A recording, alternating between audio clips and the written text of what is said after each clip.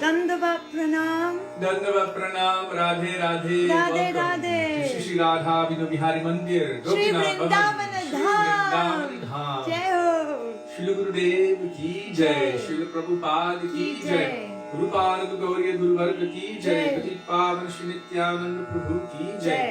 Prem Purushottam Sachinandana Gaur Hari ki jai. Radha Vinu Bihari Ju ki jai. Radha Raman Ju ki jai. Giriraj Mahārāja ki jai. Harinam Sankirtan ki jai. Hare Krishna Mahamantra ki jai. Gaura Bhakta Vrinda ki jai. Śrīla Bhaktivedānta Saraswati Thakur Prabhupada ki jai. Gaur Premanande Hari Hari Bol. Dandavat pranam, all dear Vaishnavas. So we will begin with Mangalacharan. Jiva Bhavana Prabhu has already posted it in the first comment of the thread if you don't have it. Wow. So Mangalacharan's on page 1 of this book, Śrī Gaudiya Giti Guccha. I hide it like this because it has taken a parikrama beating, but anyhow. A loved book. It is a loved book and a book of love. So, page 1 of this book, Vandeham Shri Guru Shri Yuta Padakamalam.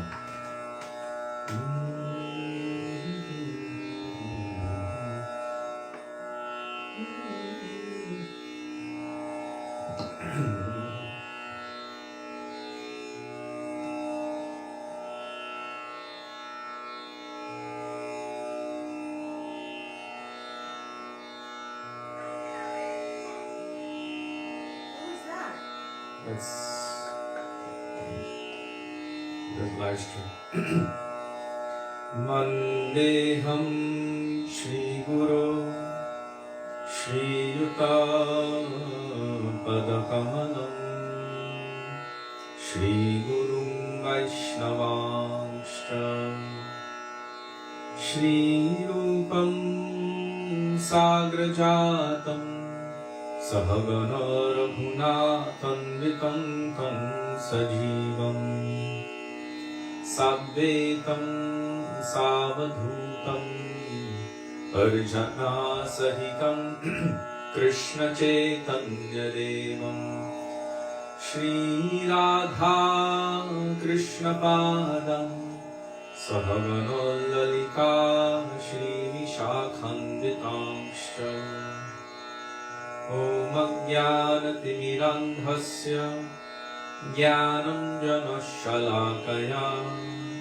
Chakshurunmilitam Yena Tasmai Shri Gurave Namaha Namo Vishnupadaya Radhikaya Priyatmane Śrīmad Bhaktivedānta Nārāyaṇa Namine Shri Krishna Lila Katane Sudaksham Audarya Madhurya Gunaishcha Yuktam Varam Varenyam Purusham Mahantam Nārayanam Tvam Shirasam Namami Tridandinam Bhakta Shiromanincha Shri Krishna Padāṁ Hridhi Chaitanya Līlāmrita Sārasaram Nārayanam Tvam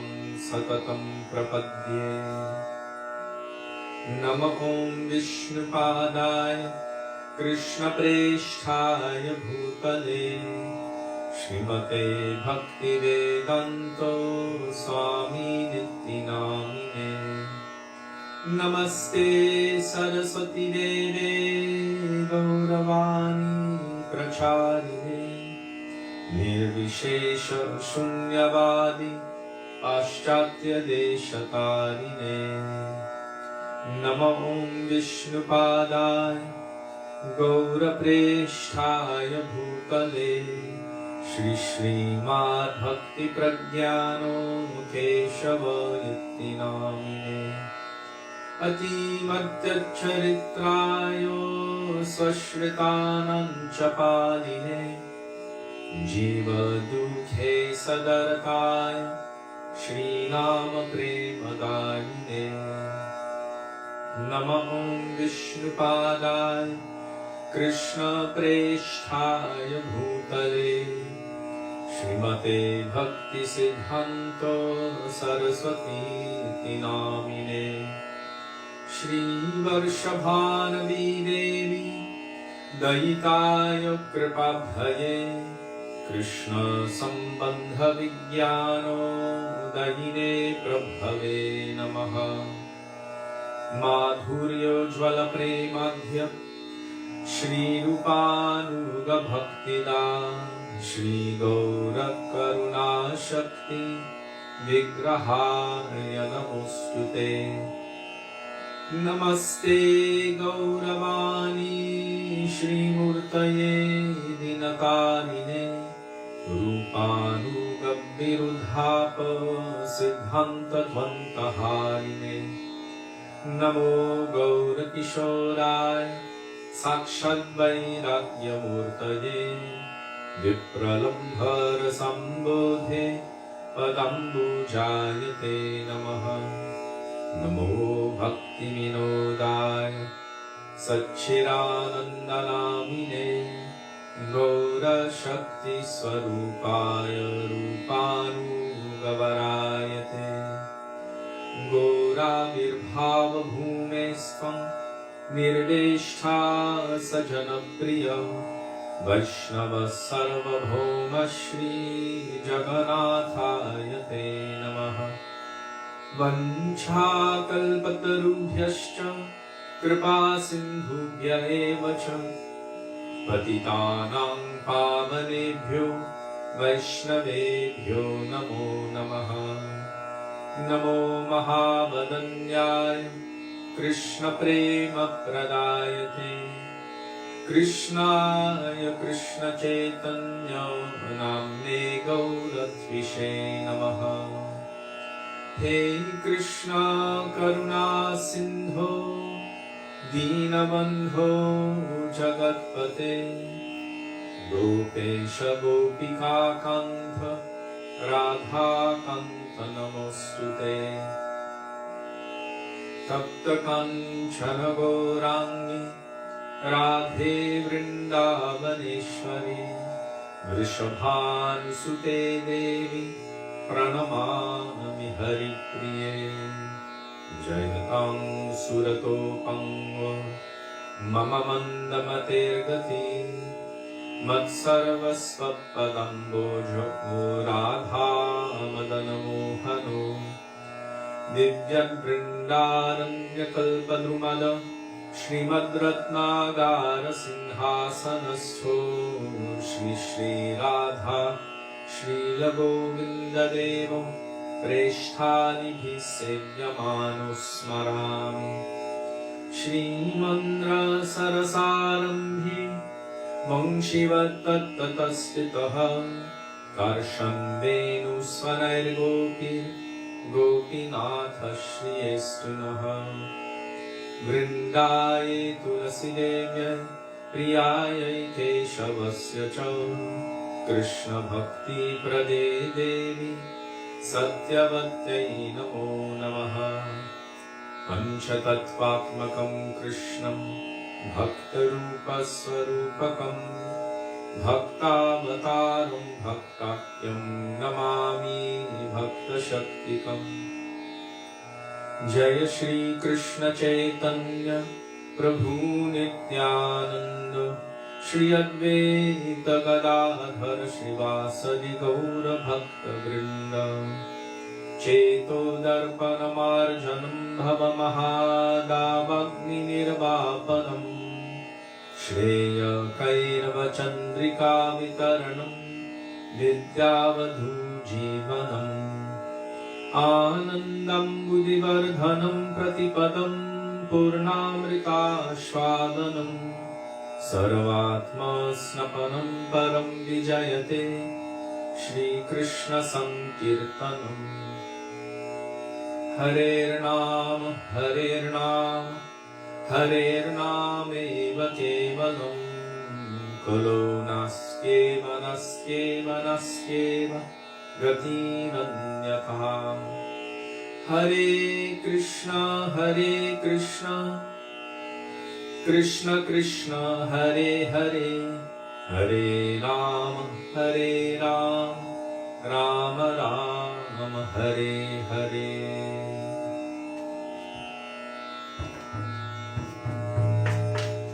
Wow. Sudevi made the drum all nice and tight and ready to play.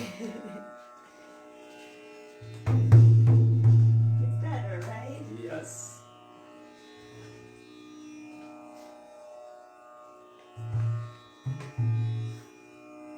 The weather outside is very damp, so naturally the mridanga absorbs that dampness and drops its tone to almost nothing, to very flat, and when you heat it up, then it goes higher.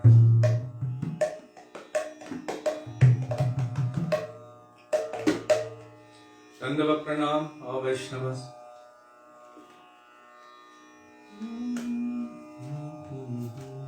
Jaya Jaya Shri Guru Prema Kalpataru, page 29.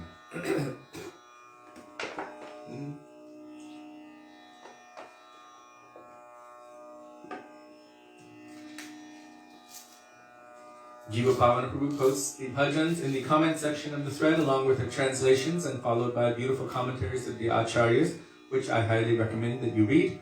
And Lavanga Lata Didi, who just offered her Dandava Pranam upon arrival, has consistently been posting the page numbers for the bhajans in the songbook in case you lose your place or in case you need to know the page number. Jai Jai Shri Guru Prema Kalpataru.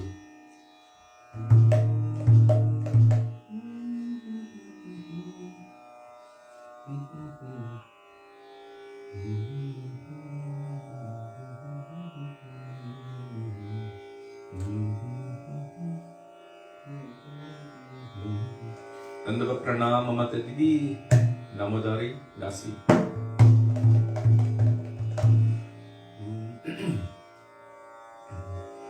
Jayo Jayo Shri Guru Prema Kalpataru. Jayo Jayo Shri Guru Prema Kalpataru.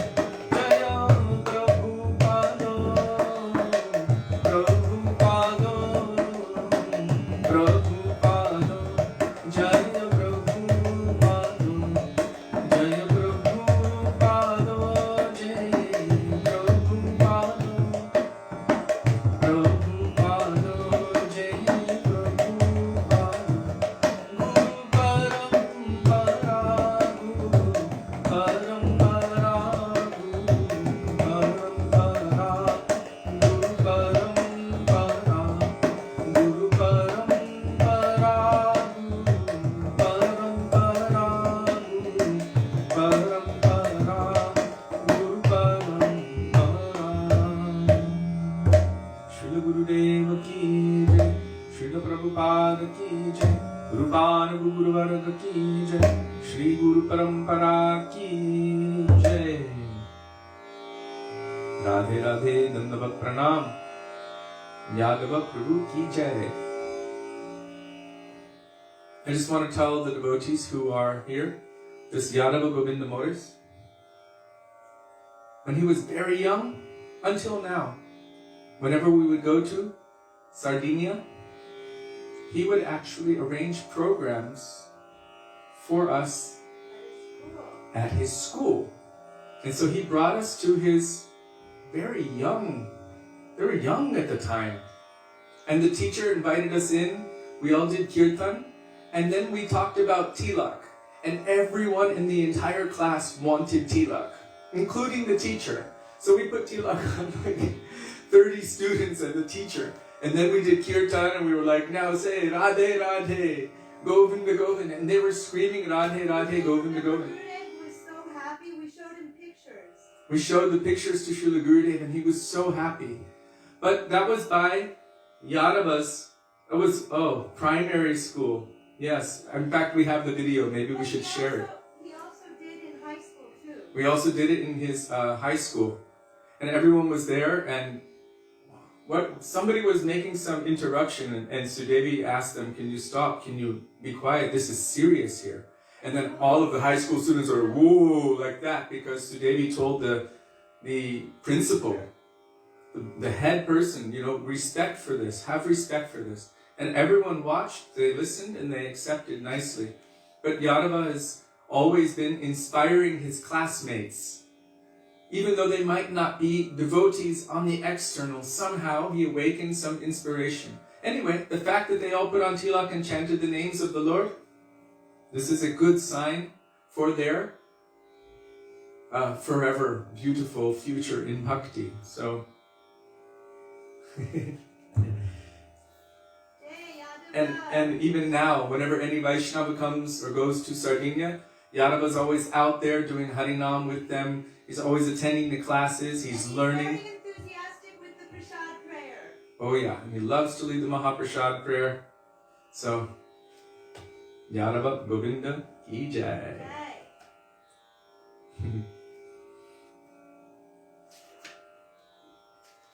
And now he's learning Mridanga. So, with his preaching and his Mridanga, that's like double Brihat Mridanga. I look forward to seeing the impact he's going to have in his preaching seva. He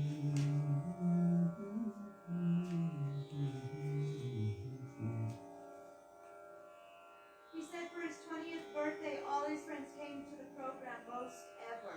So nice, so nice. Jeez, he's 20. Are you 20?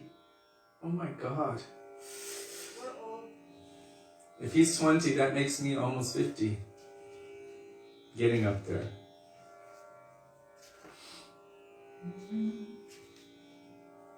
Kirupe Paibo Seva Mui Durachar, page 45. You know, when Yadava arranges... 23. Oh no! Oh no! Oh my God. Anyway, along with his mother Isha Thakurani, between his inspiration and enthusiasm, and of course hers and her amazing cooking, everyone becomes so delighted by the inspiration and the prasadam. So and of course Yudhishthira Prabhu is very expert at delivering the teachings of Srila Gurudev, and he's translating. So altogether they are a dynamic trio. Kirupe Paibo Seva Mui Durachar.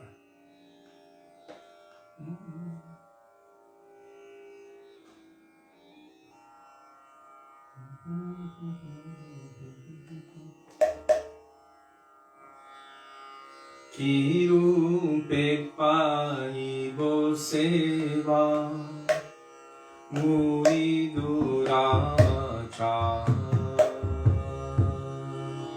Kirupe Paibo Seva Mui Durachar.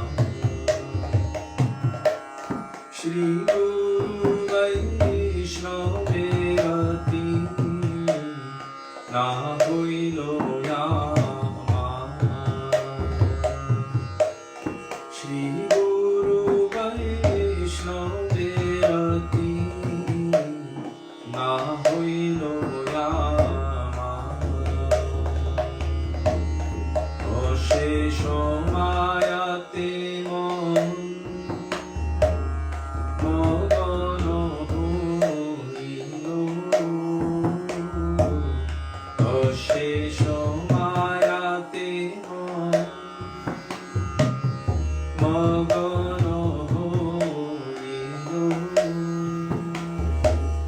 Vaishnavete resho matro Pratina jannilo Vaishnavete resho matro Pratina jannilo Ishaye guriyayam Oiru divanishi Vishoye guriyayam Oiru divanishi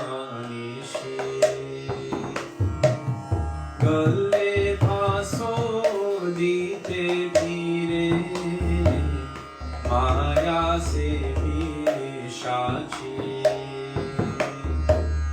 Galle phaso dite phire Maya se vishachi Ihare koriya jayo Charano na jayo Ihare koriya jayo Charano na jayo Sadhu kripa vinaya Nahi go upayo Sadhu kripa vinayaro nahi ko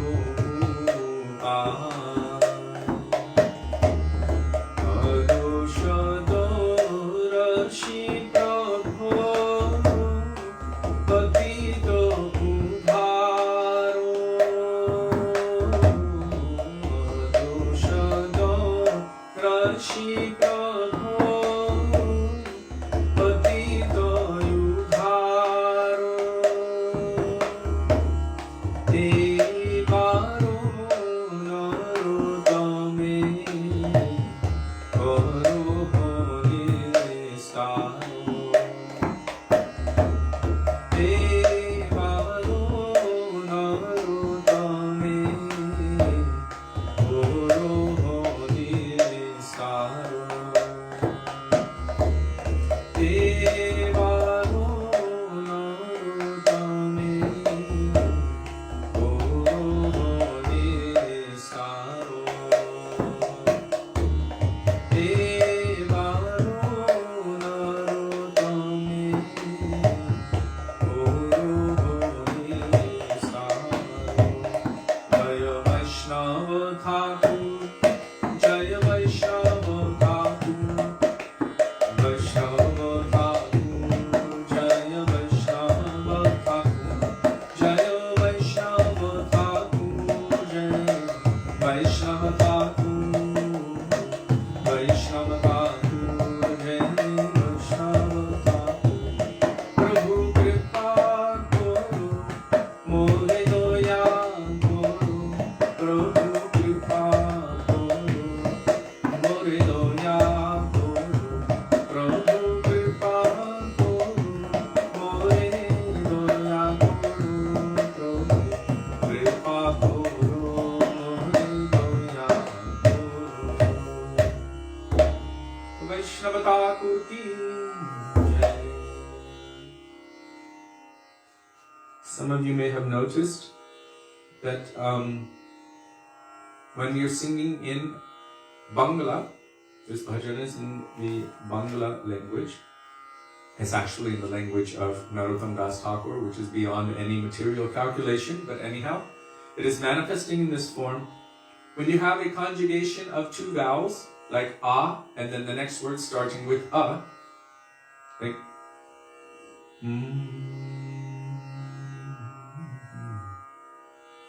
where is that? I sing it too. Or patita udhara, which is on the last line.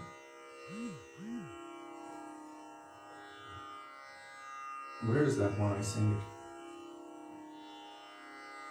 Oh, Bina Ar. Sadhu Kripa Bina Ara. In Bengali, or the Bengali Vaishnavas, they actually make a conjugation with ya. So Sadhu Kripa Binayar. Binayara. Interesting, isn't it? Just like in England, when you say thicker and thicker, but you say thicker and thicker, right? So you put the R in there somehow for England. We also have it in English, and I'm sure in many different languages, but when you have two vowels, the vowel ending at the end of a word and another vowel beginning another word, then there's that E sound, ya. Sadhu Kripa Binayar. And also here, on the last one, Adosha Darashi Prabhu Patita Yudhar. Patita Yudhar. It's just how they do it. They conjugate it with the E, Y or Y sound. So this bhajan here by Srila Narottam Das Thakur is beneficial for all of us to see where we're at. How can a wicked person like me ever attain devotional service? I have not developed any attachment to Sri Guru and the Vaishnavas. Now we look at ourselves, we tell ourselves, yeah, I have developed attachment. But what is the symptom? What is the real symbol of attachment? One will do for the object of their attachment what is pleasing to that person. One will lead their life in such a way. One will make that endeavor to always please that person and not do anything which will be displeasing. This is natural.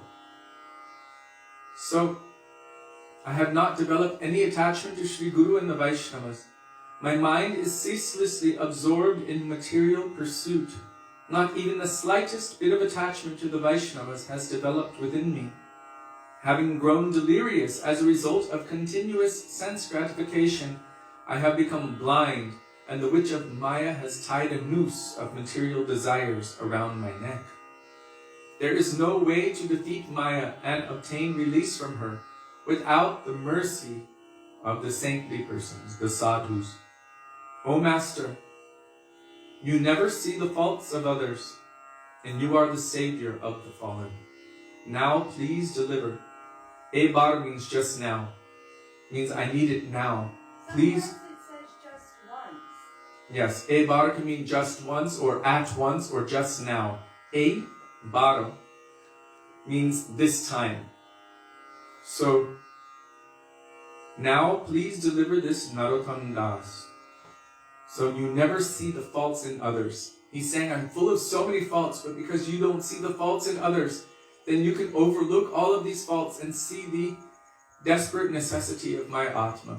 We also say the same thing to Giriraj Maharaj. Don't look at all of my other material desires. Just see my desperate, deepest necessity, the necessity of my Atma.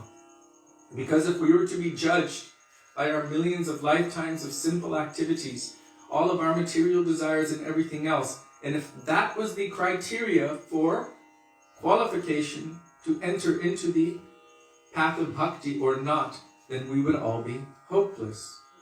Fortunately for us, Sri Guru is an ocean of mercy. The Vaishnavas are also oceans of mercy.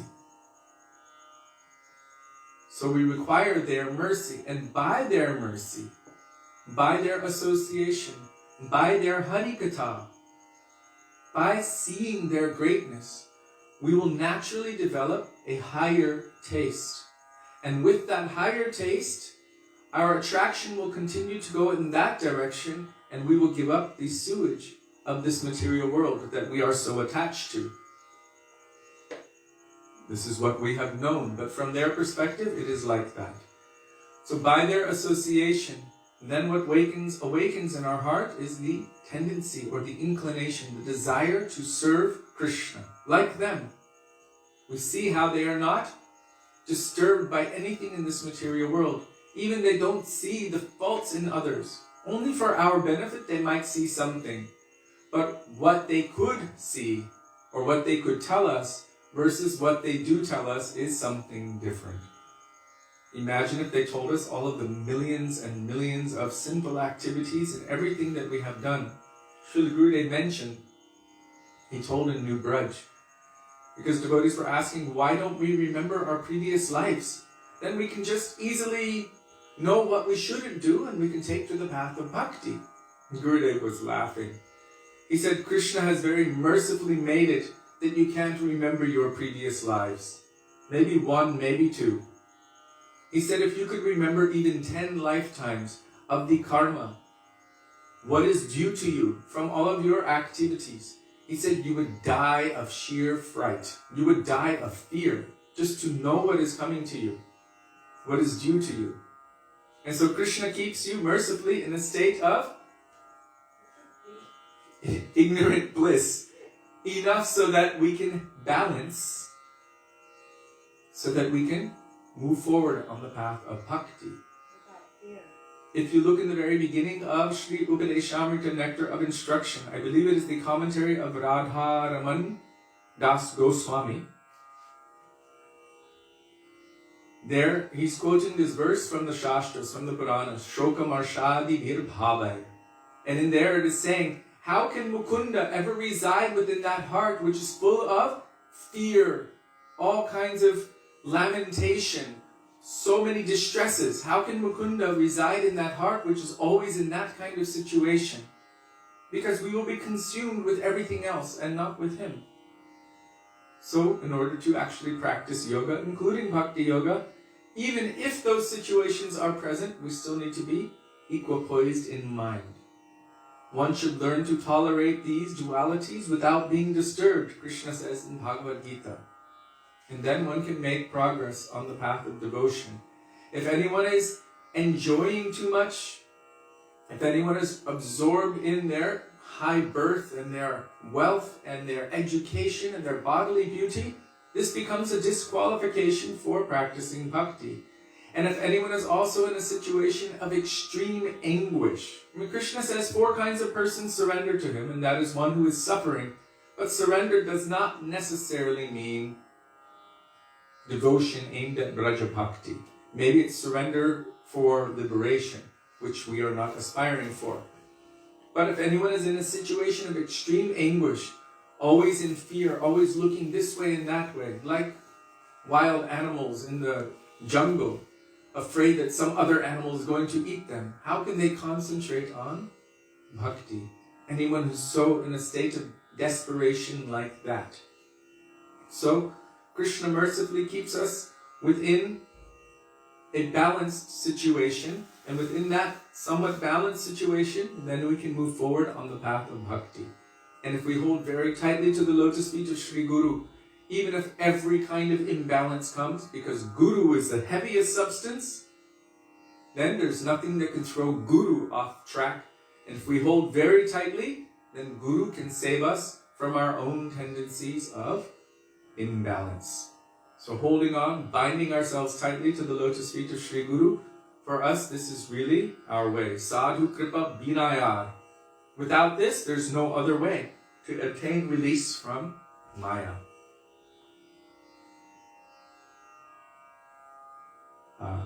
Nice, Yadava. Bhaktivedānta Śrīla Gosvāmī Mahārāja said, we don't want to be in the court of justice of Krishna, we want to be in the court of compassion. No? Krishna's giving mercy, compassion.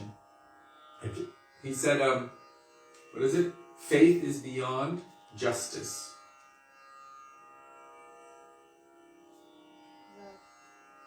Love is beyond justice. So now we will call out for the mercy of Śrīla Rupa Gosvāmī.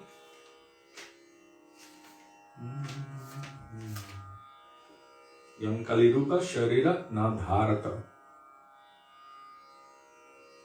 And that's the only one I know that is in, I mean, not the only one, but I know that one is in Malkun's. Malkun's Rag.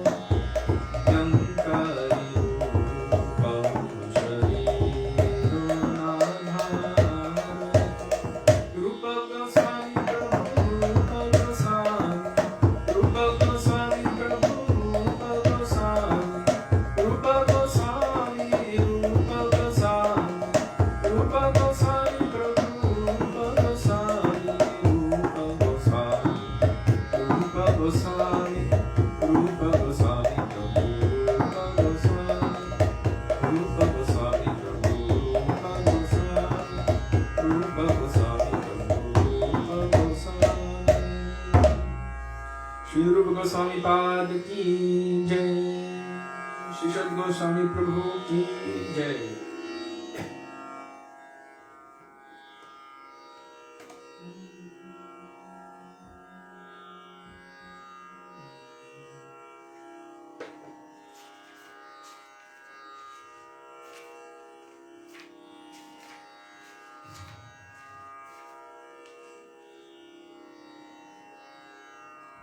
Nitai Gunamani Amar, Nitai Gunamani, page 61. If you do not have a songbook, scroll to the most recent post of Jiva Pavana Prabhu on this thread, and you will find the bhajan there. Page 61, Nitai Gunamani Amar.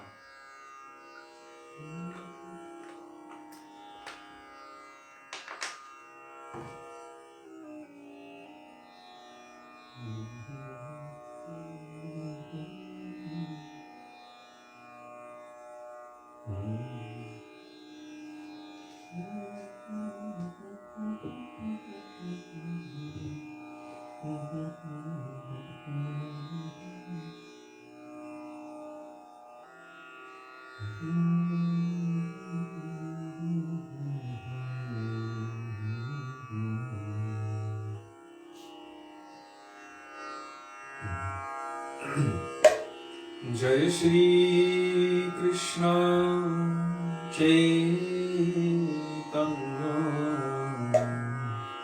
Prabhu Nityananda Shri Krishna Chaitanya Prabhu Nityananda Shri Advaita Gadadhara Shrivasadi Gaura Bhakta Vrinda Shri Advaita Gadadhara Shrivasadi Gaura Bhakta Vrinda Nitai Guru Mani Nitai Guru Mani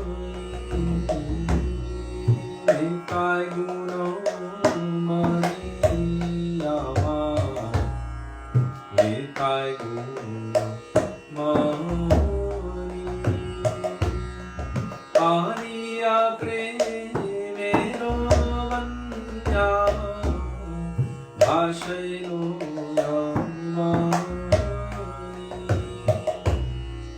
Alia प्रेमेरो वन्या भाषयो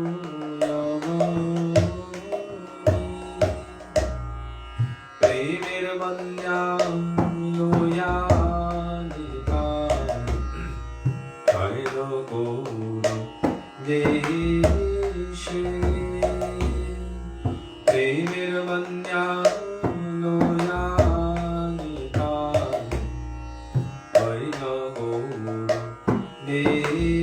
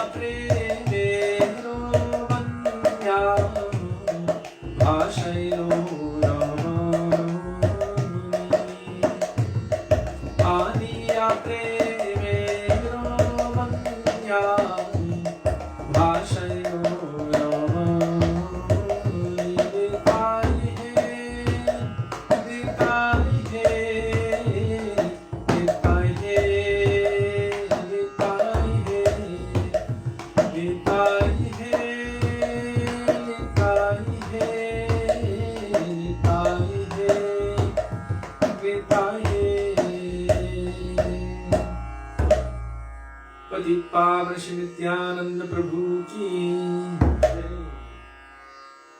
श्री सच्चिदानंद गौर हरि की जय।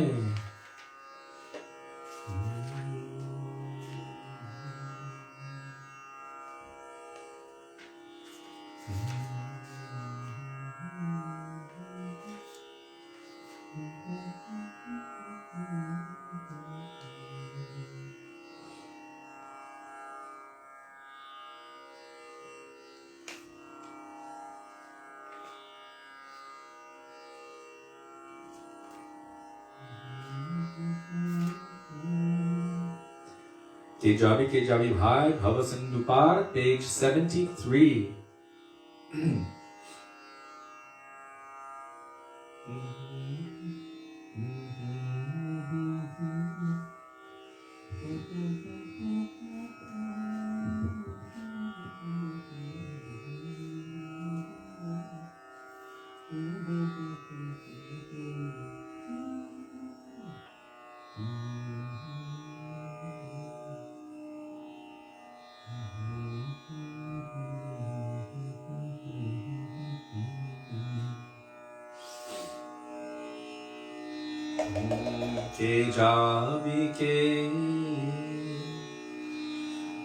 Jabi re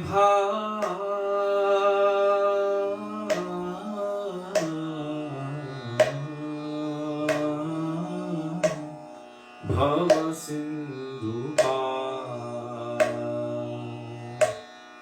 Ke Jabi re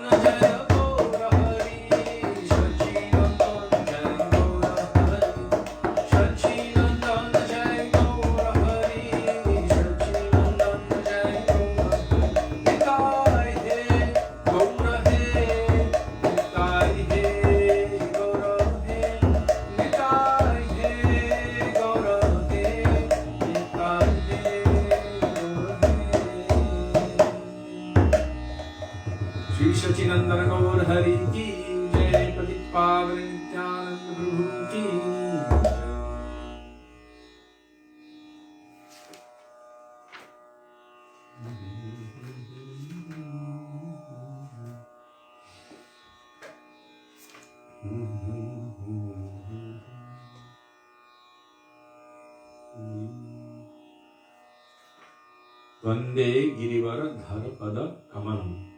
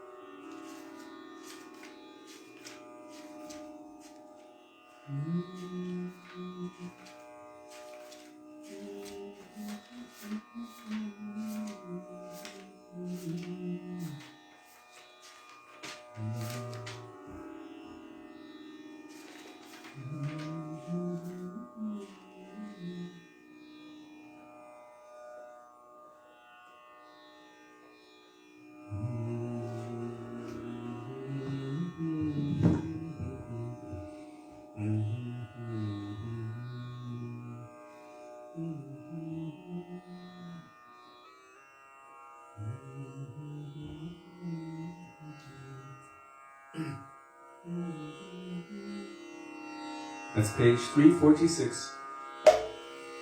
Vande Girivaram Dharapada Kamalam.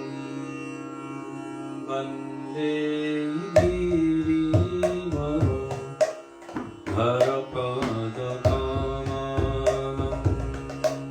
Vande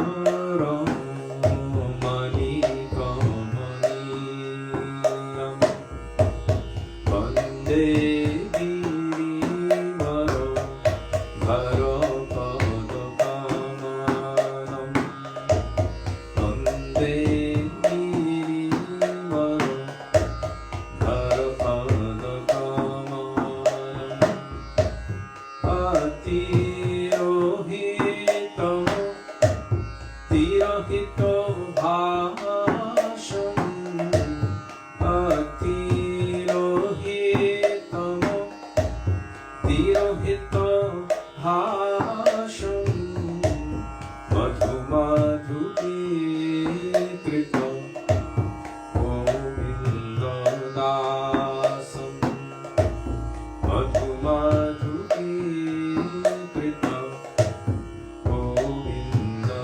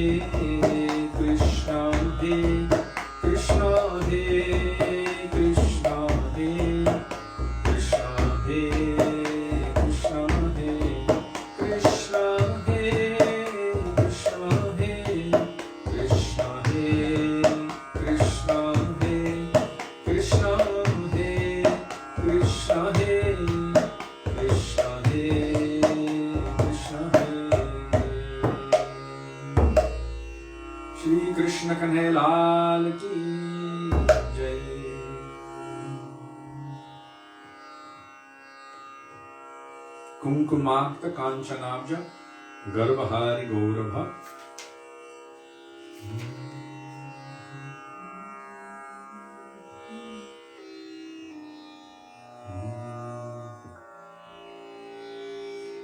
Page 279.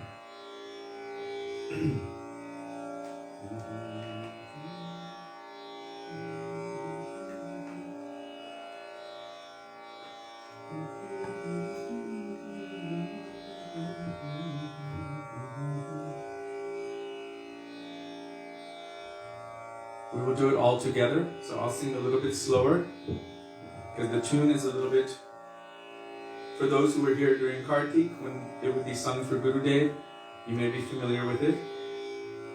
So I'll sing all together. Kumkumakta Kanchanabja Garbhari Gaurabha Pitananchita Jagandha Kirti Nindishurabha Bharaveshu Sunu Sarva Vanchitartha Sadhika Mahyam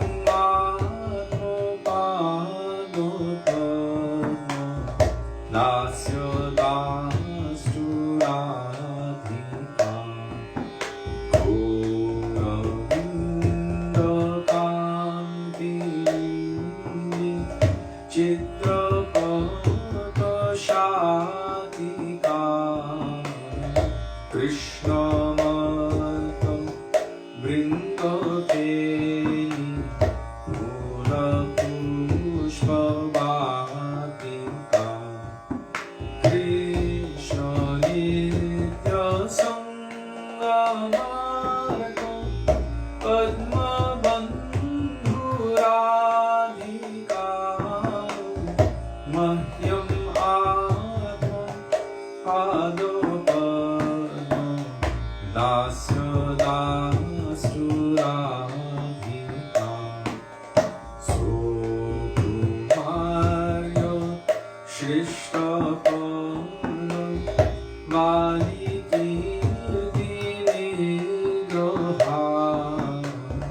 Chandra Chandano Kalinu Seyashika Vigraha Swami Varsha Valavisha Kamota Padadika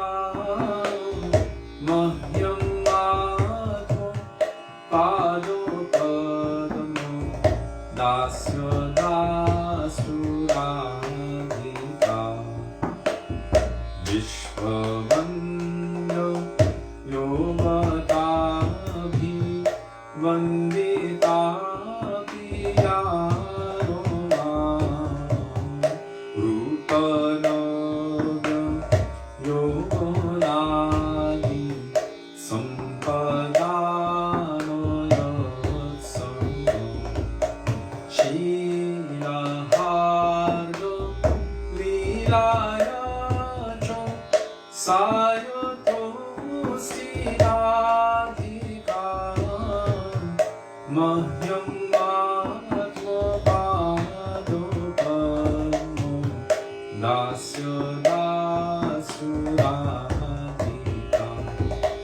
Raso Dasya Gita Naro Satpalari Pandita Premoramya Rupavesha Sadgunari Mandita Vishwanabha Gopayoshi Dalito Vidyadhika Mahyam Padopadopano Dasya Dasuradhika Nityananda Rupake Krishna Bhava Sampada Krishna Raga Bandha Gopa Yogateshu Kampada Krishna Rupa Veshake Lagna Satsamadhika Mahyam Atmapadopano Dasya Dasuradhika Svedakampa Kantakashu Gadgadadi Sanchita Harsha Harsha Vamotadi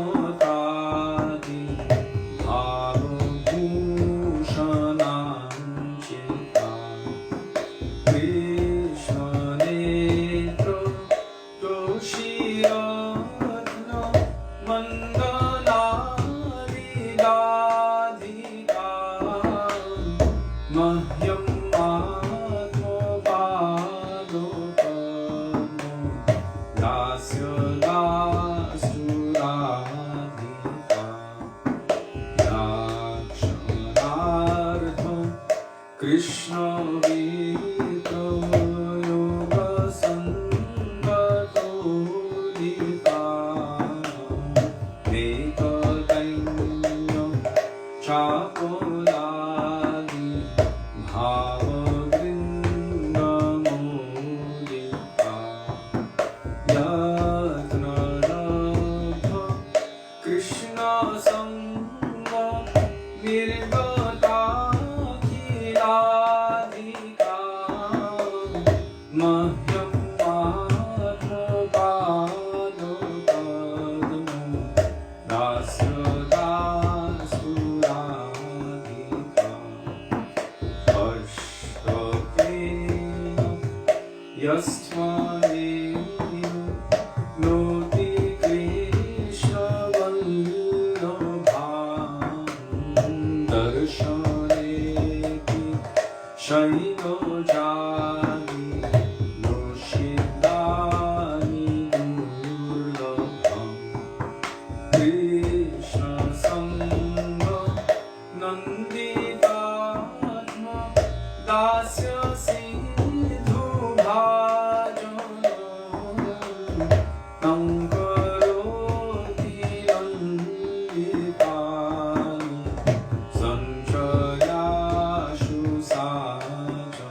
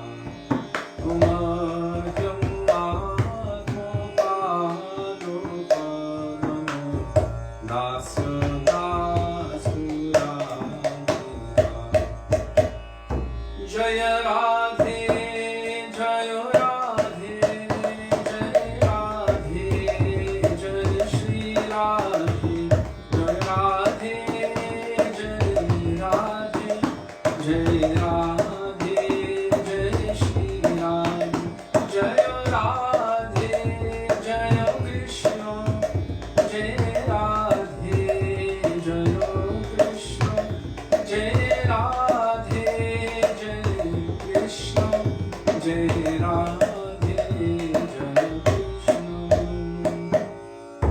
Vrishabhananda Srimati Radha Rani ki jai. Shri Krishna Kanhaiya Lal ki jai.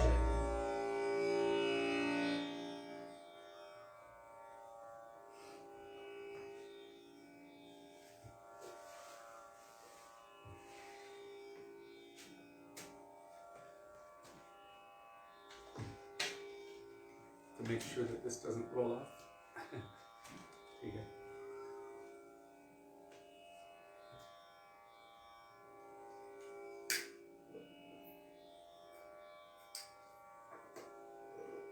Śrī Dāmodara ki jai, Śrī Radharāmaṇ ki jai,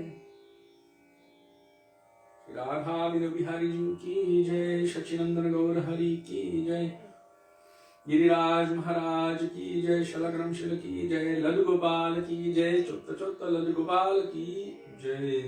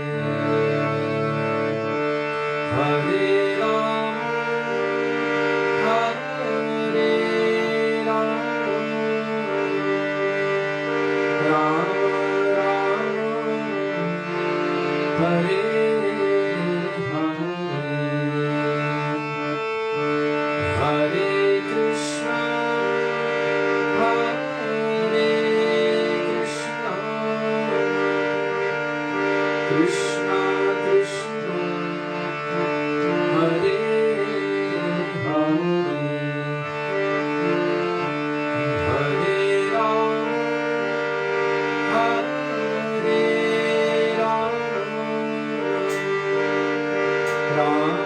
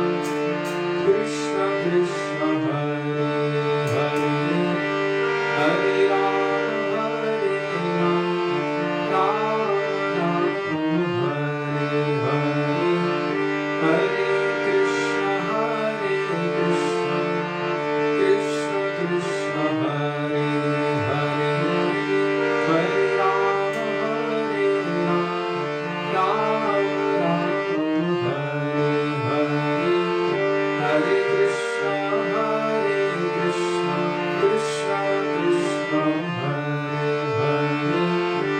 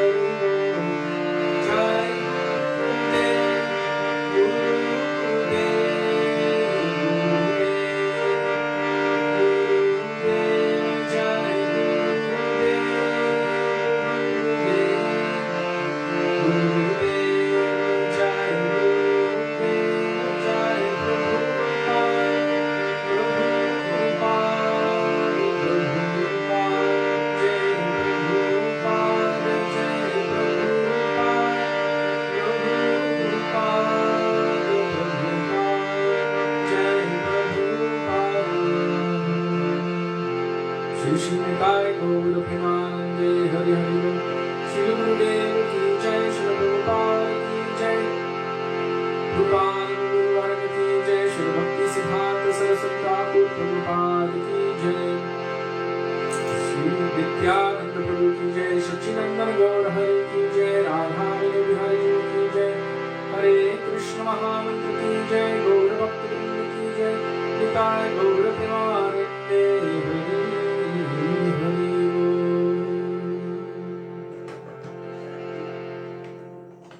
Sorry. Do you see the question that Lalit asked? Lady House? Juliana? Oh, I'll look up. Maybe. It was I just posted a status Mm-hmm. and she's asking for you to explain something. Okay, I'll check it out. Gurave Gaurachandraya Radhikaya Tadale Krishnaya Krishna Bhaktaya Tarbhaktaya Namo Namaha Ajnanatirandhasya Jnananjana Shalakaya Chakshur Militam Yena Tasmai Shri Gurave Namaha Nama Om Vishnupadaya Radhikaya Priyatmane Shri Śrīmad Bhaktivedānta Nārāyaṇa Namine Nama Om Vishnupadaya Krishna Preshthaya Bhutale Śrīmate Bhaktivedānta Swāmini Namine Vanchākalpatarubhyascha Kripa Sindhubhya Evacha Patitānaṁ Pāvanebhyo Vaishnavebhyo Namo Namaha Shri Krishna Chaitanya Prabhu Nityananda Shri Advaita Gadadhara Shivasari Gaur Bhakta Vrinda Hare Krishna Krishna Krishna Hare Hare Hare Rama Rama Rama Hare Hare Mukam Karoti Vachalam Pangum Langayate Girim Yat Kripatamaham Vande Shri Gurum Dinatarinam.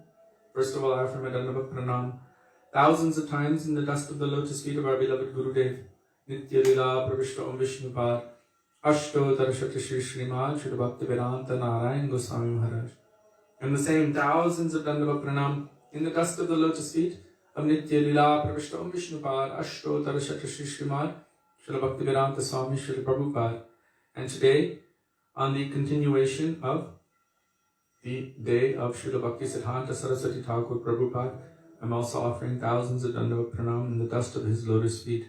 And to all Vaishnavas, past, present, and future, including all of you who are present with us today, I offer my Dandava Pranam. Dandava Pranam, dear Vaishnavas, Radhe Radhe Radhe Sham. Radhe Radhe. It was Juliana. Okay.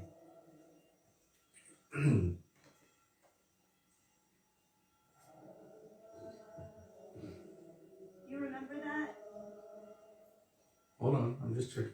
Gurudev says, don't blame me at that time.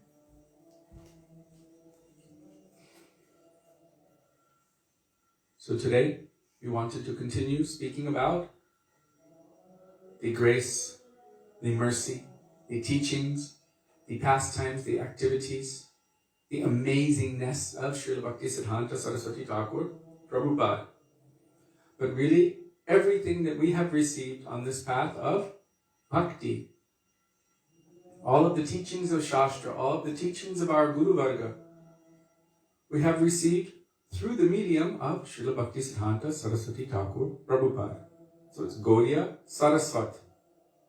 We're in Bhaktivedānta Dhara, in Saraswat Dhara, in the flow of his conceptions. So before I endeavor to answer or somehow reply to the questions of Juliana, first I want to share one katha, one history of our Param Gurudev in relation to Srila Bhakti Siddhanta Saraswati Thakur Prabhupada, for how a disciple should be to their Guru. Did you read that Guru Nishtha the other day? I don't think I read it, but I posted it. Okay. So Sudevi had posted something about Guru Nishtha. What is exclusive conviction and taking shelter of the lotus feet of Sri Guru?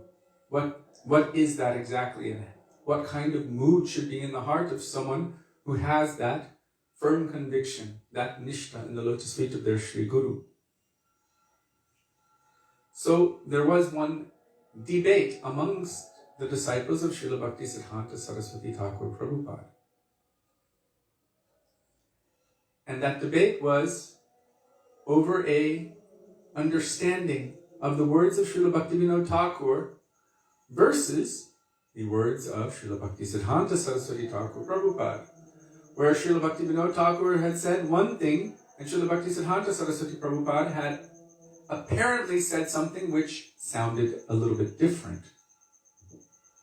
And those who didn't have the vision to see, or anyhow, for the purpose of teaching a lesson to all of us, some were saying, I think we should go with what Srila Bhaktivinoda Thakur said because, well, he's superior to Srila Bhaktisiddhanta Saraswati Prabhupada. He came first, and he's the one who gave us Bhaktisiddhanta Saraswati Thakur Prabhupada, so we should take the conception of Bhaktivinoda Thakur. Our Srila Gurudev, our Srila Bhaktivedānta Gosvāmī Mahārāja, and so many others have glorified the Guru Nishtha-ness, Guru Nishtata, the firm conviction that our Param Gurudev Srila Bhakti Pragyan Keshav Goswami Maharaj had in the lotus feet of Srila Bhaktisiddhanta Saraswati Prabhupada. They called it his unprecedented Guru Nishtha was apparent in this pastime. So our Param Gurudev's turn came up to share his understanding and realization. He said, I do not know my previous acharyas. Even I don't know Mahaprabhu or any of them. But everything that I have received from the lotus mouth of my Gurudev, Srila Bhaktisiddhanta Saraswati Thakur, Srila Prabhupada. Surely he has learned everything from Srila Bhaktivinoda Thakur. He has understood the deepest imports of the heart of Srila Bhaktivinoda Thakur.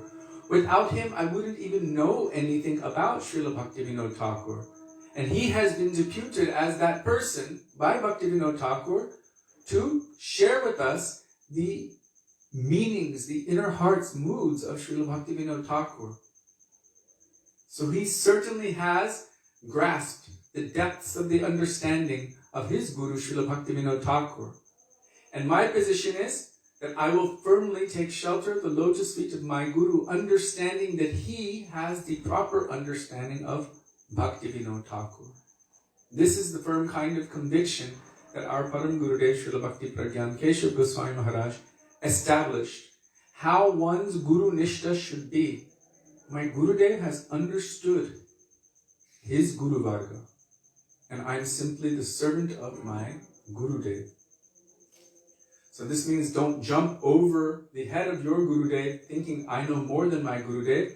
I will jump to my previous acharyas and contradict the understanding of my Gurudev in favor of my understanding of his Gurudev and their Gurudev.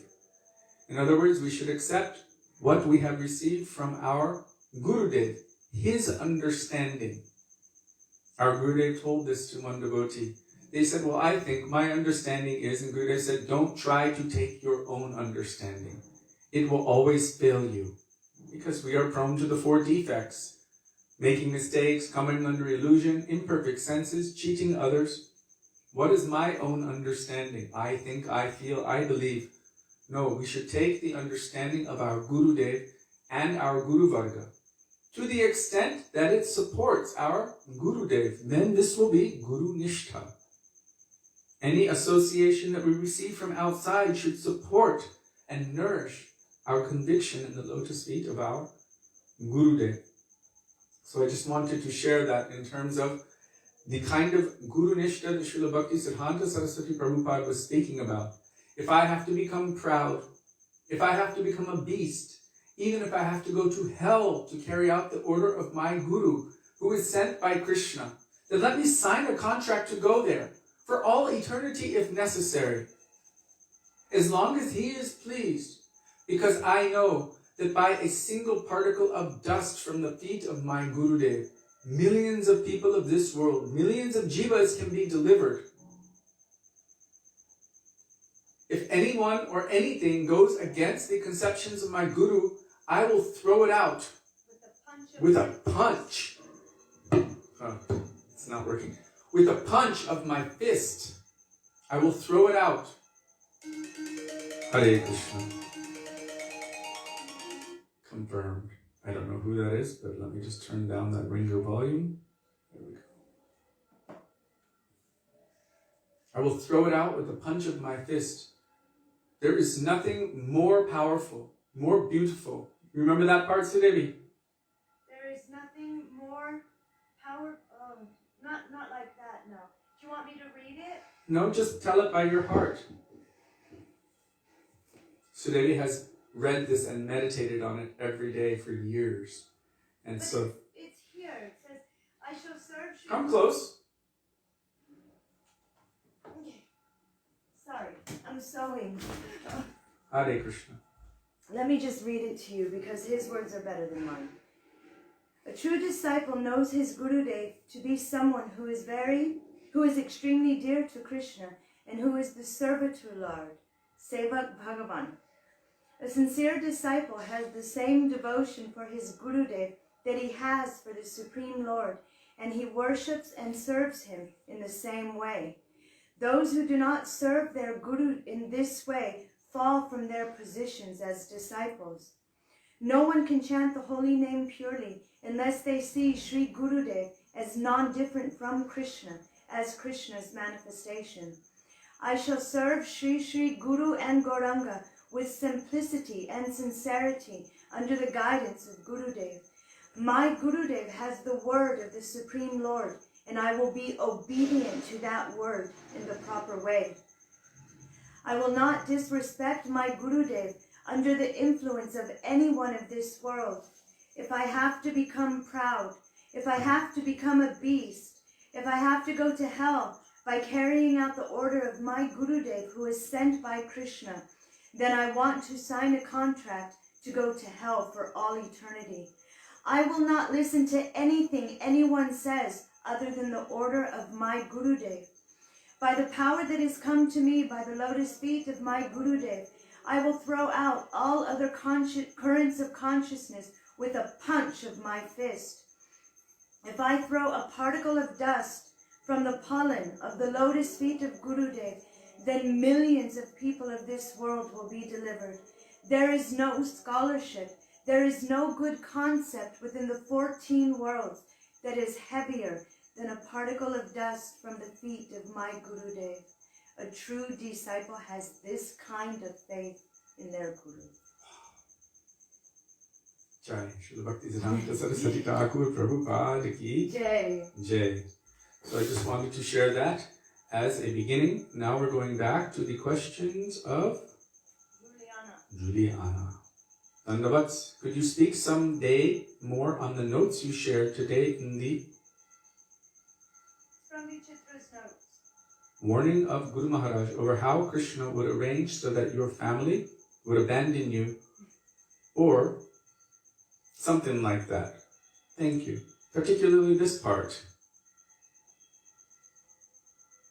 So much suffering may come, Krishna may take away all of your happiness, surely you will be poor. Krishna will arrange that all of your relatives will give you up. So many difficulties will come and you will have to weep. I am warning you, don't blame me at that time.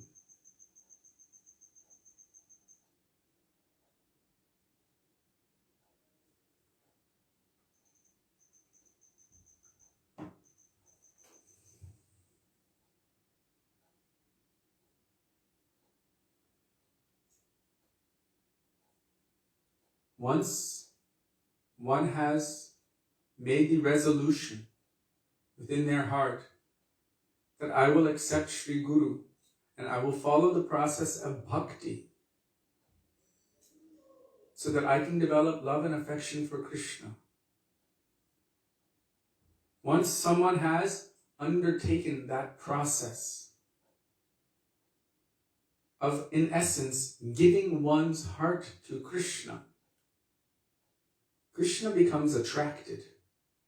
Oh, you want to give your heart to me. But there's also a requirement of that. How do you give your heart there? Krishna requires exclusivity, meaning 100%. Or as Gulshan Dhaba posts on the sign 140%. Krishna requires everything. No? Mam ekam sharanam. To me, exclusive. Exclusivity. And this word is there in the definition of pure bhakti. Krishna anushilanam. Anushilanam means exclusively. Exclusively means no one else, nothing else. Krishna. Only Krishna. Everywhere you see again and again, Ananyas chintayanto mam, bhaktyat vananyaya sakya, mam ekam, one-pointed, exclusive, unalloyed. Srila Prabhupada used this word, unalloyed means unmixed. Our Srila Gurudev used pure bhakti or ananya bhakti, ekantika, one-pointed bhakti. This is what Krishna requires. But when he notices that someone is actually making that endeavor to go toward him, as he promises in Bhagavad Gita, I give them the understanding by which they can come to me. I direct the wandering of the living entities. So if we're only looking toward the material world and wandering this way and that way, he will direct us according to our desires. But somehow, by Krishna's mercy, we have been inspired that now is the time I'm going to dedicate my life to the service of Krishna. This is attractive to Krishna.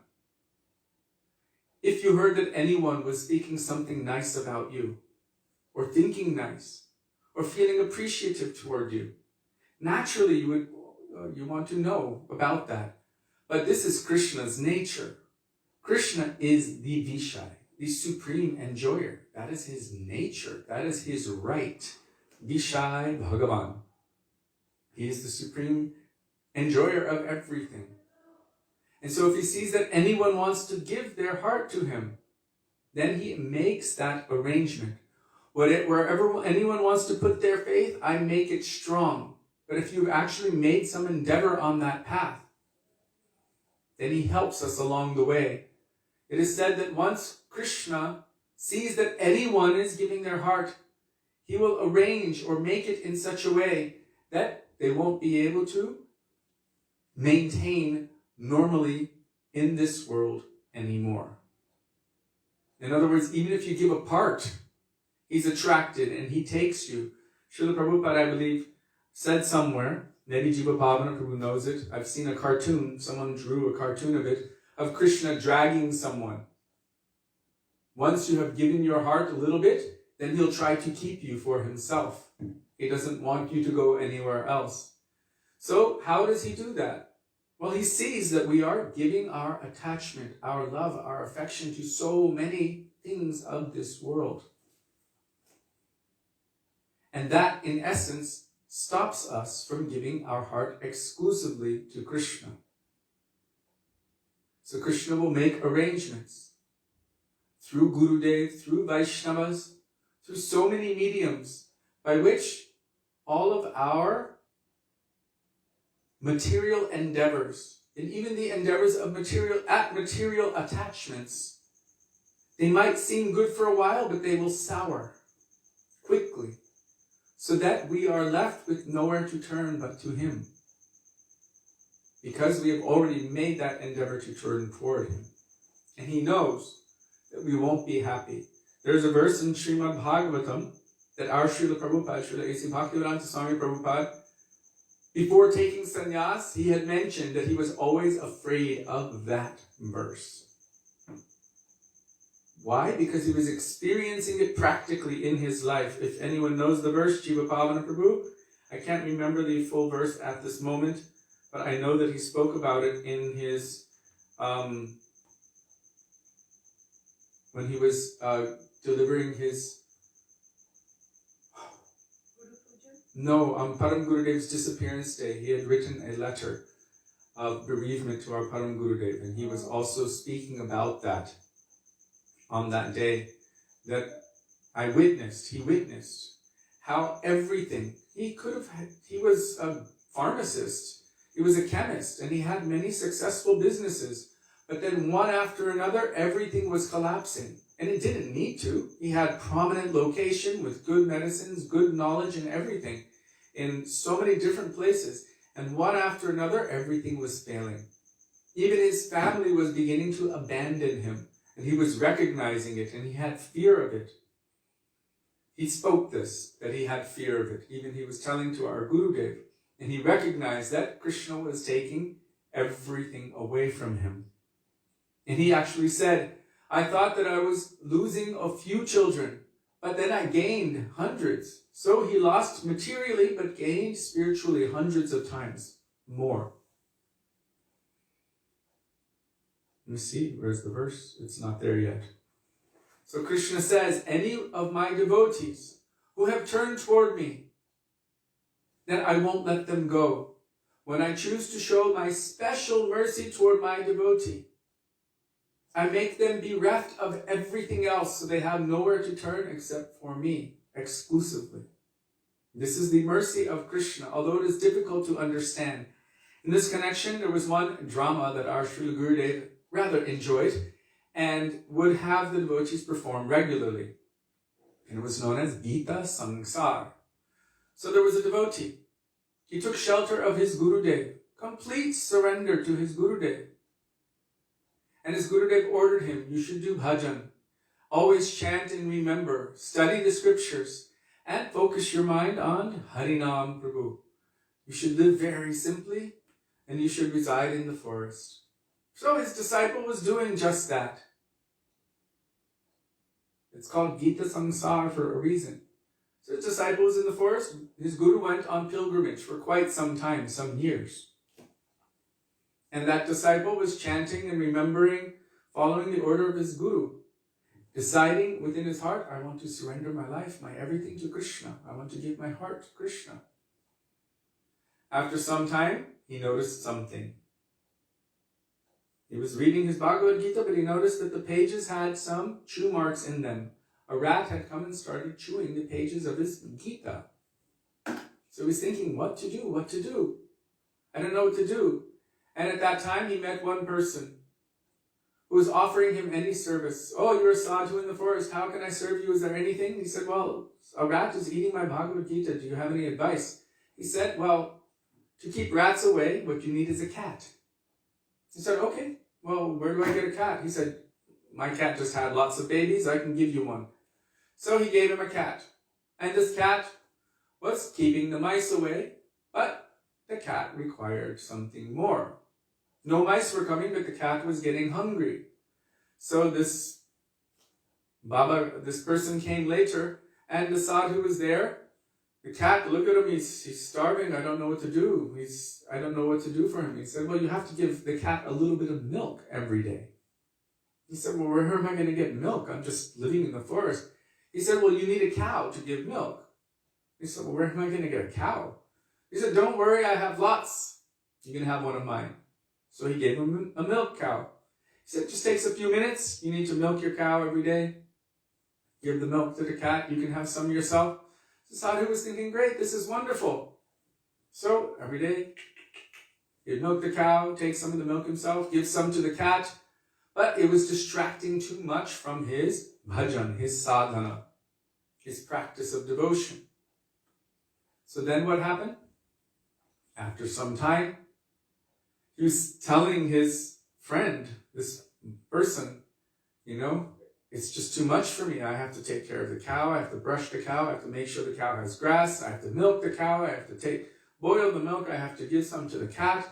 It's just too much for me. What should I do? And he said, well, you need someone to milk the cow. Someone to take care and do all that, and then you can do your bhajan. And he said, well, what do you mean? He said, well, this is traditional India.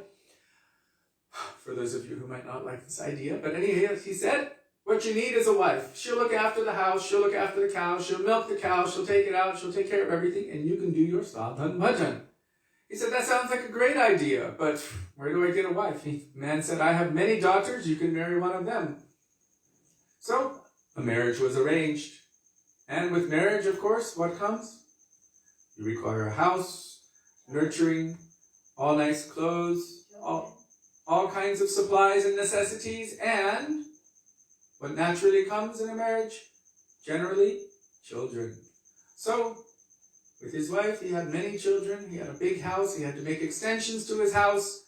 And he had to maintain her. He had no more time for his Bhagavad Gita. He had no more time for his chanting or anything. He was just busily absorbed in his whole Gita Sansar.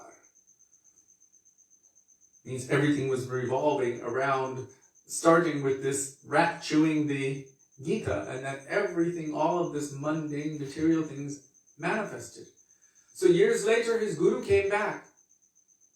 Hey, where's my disciple? He said, it's me, I'm your disciple. He said, what? He didn't even recognize him. He said, what are you doing? He said, well, I was following your instruction, and then the rat, and then the cat, and then the cow, and the wife, and the children, And Gurudev said to him, I did not instruct you to do all of this. I told you to chant and to read, to do your sadhan bhajan. You should come with me now. And so that sadhu, at that moment, had to give up everything and go with his Gurudev on the order of his guru. This is a very heavy lesson, but also that sadhu had given his heart, his shraddha, his everything to his Gurudev, and then he disobeyed the order of his Gurudev. So Krishna sees, yes, you offered this to me at the time of initiation. You said, I will utilize my life in your in my service. I'm talking from the position of Krishna. You have given me your heart, or at least promised that that you are mine. And now you're taking it back and bringing it back to the material world? No. You don't have that right. I've seen Srila Gurudev do this with sannyasis who had fallen down. And he just would say, no, I didn't give permission for this. I don't accept your marriage. Because you have already married yourself to Krishna through sannyas. In essence, you have given yourself, you have promised yourself here.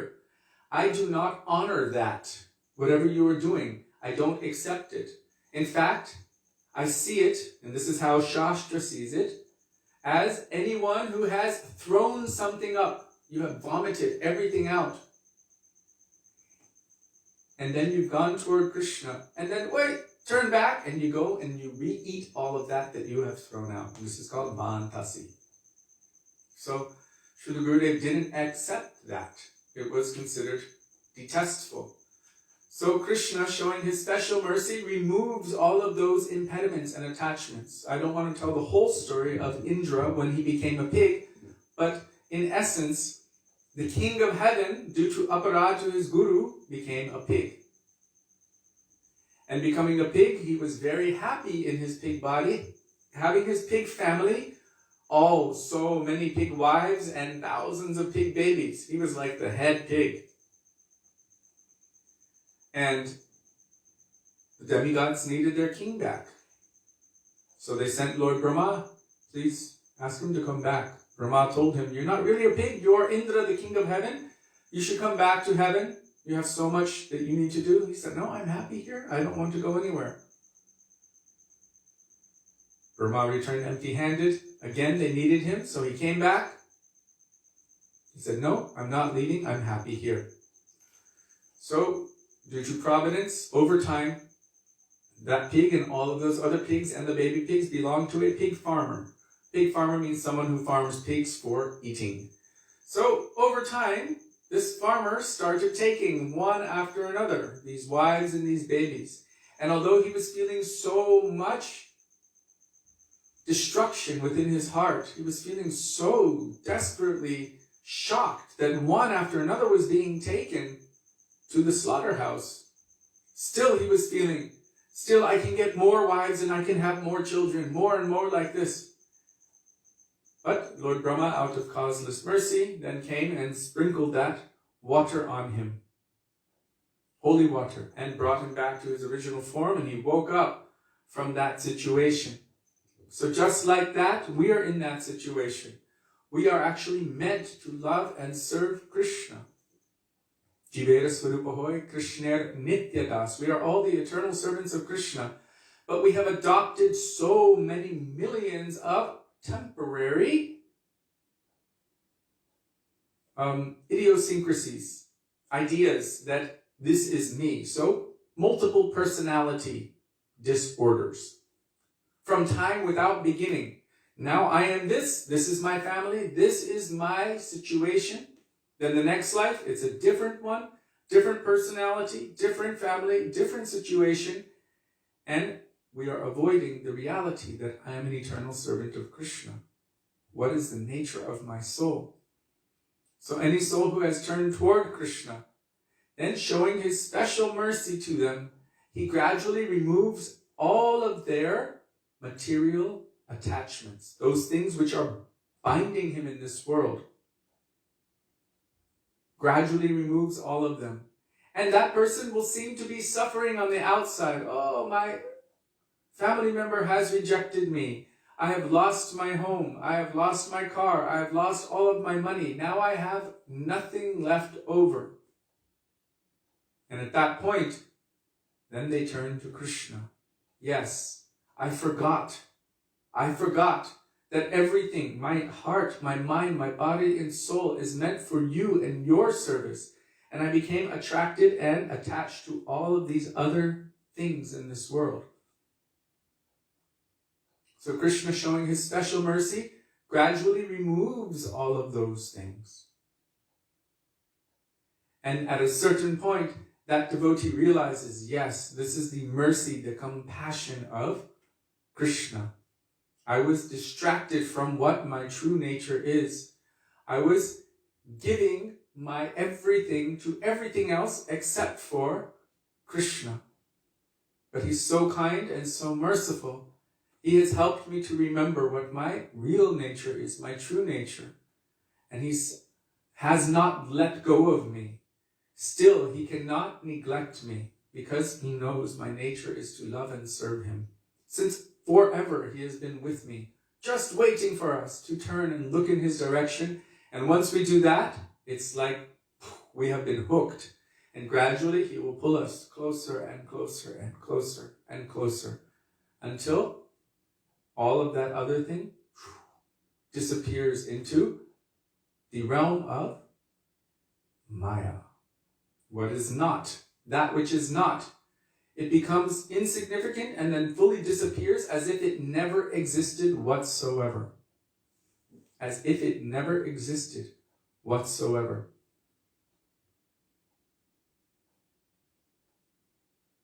So let me just check here. Is it the above one that I was referring to?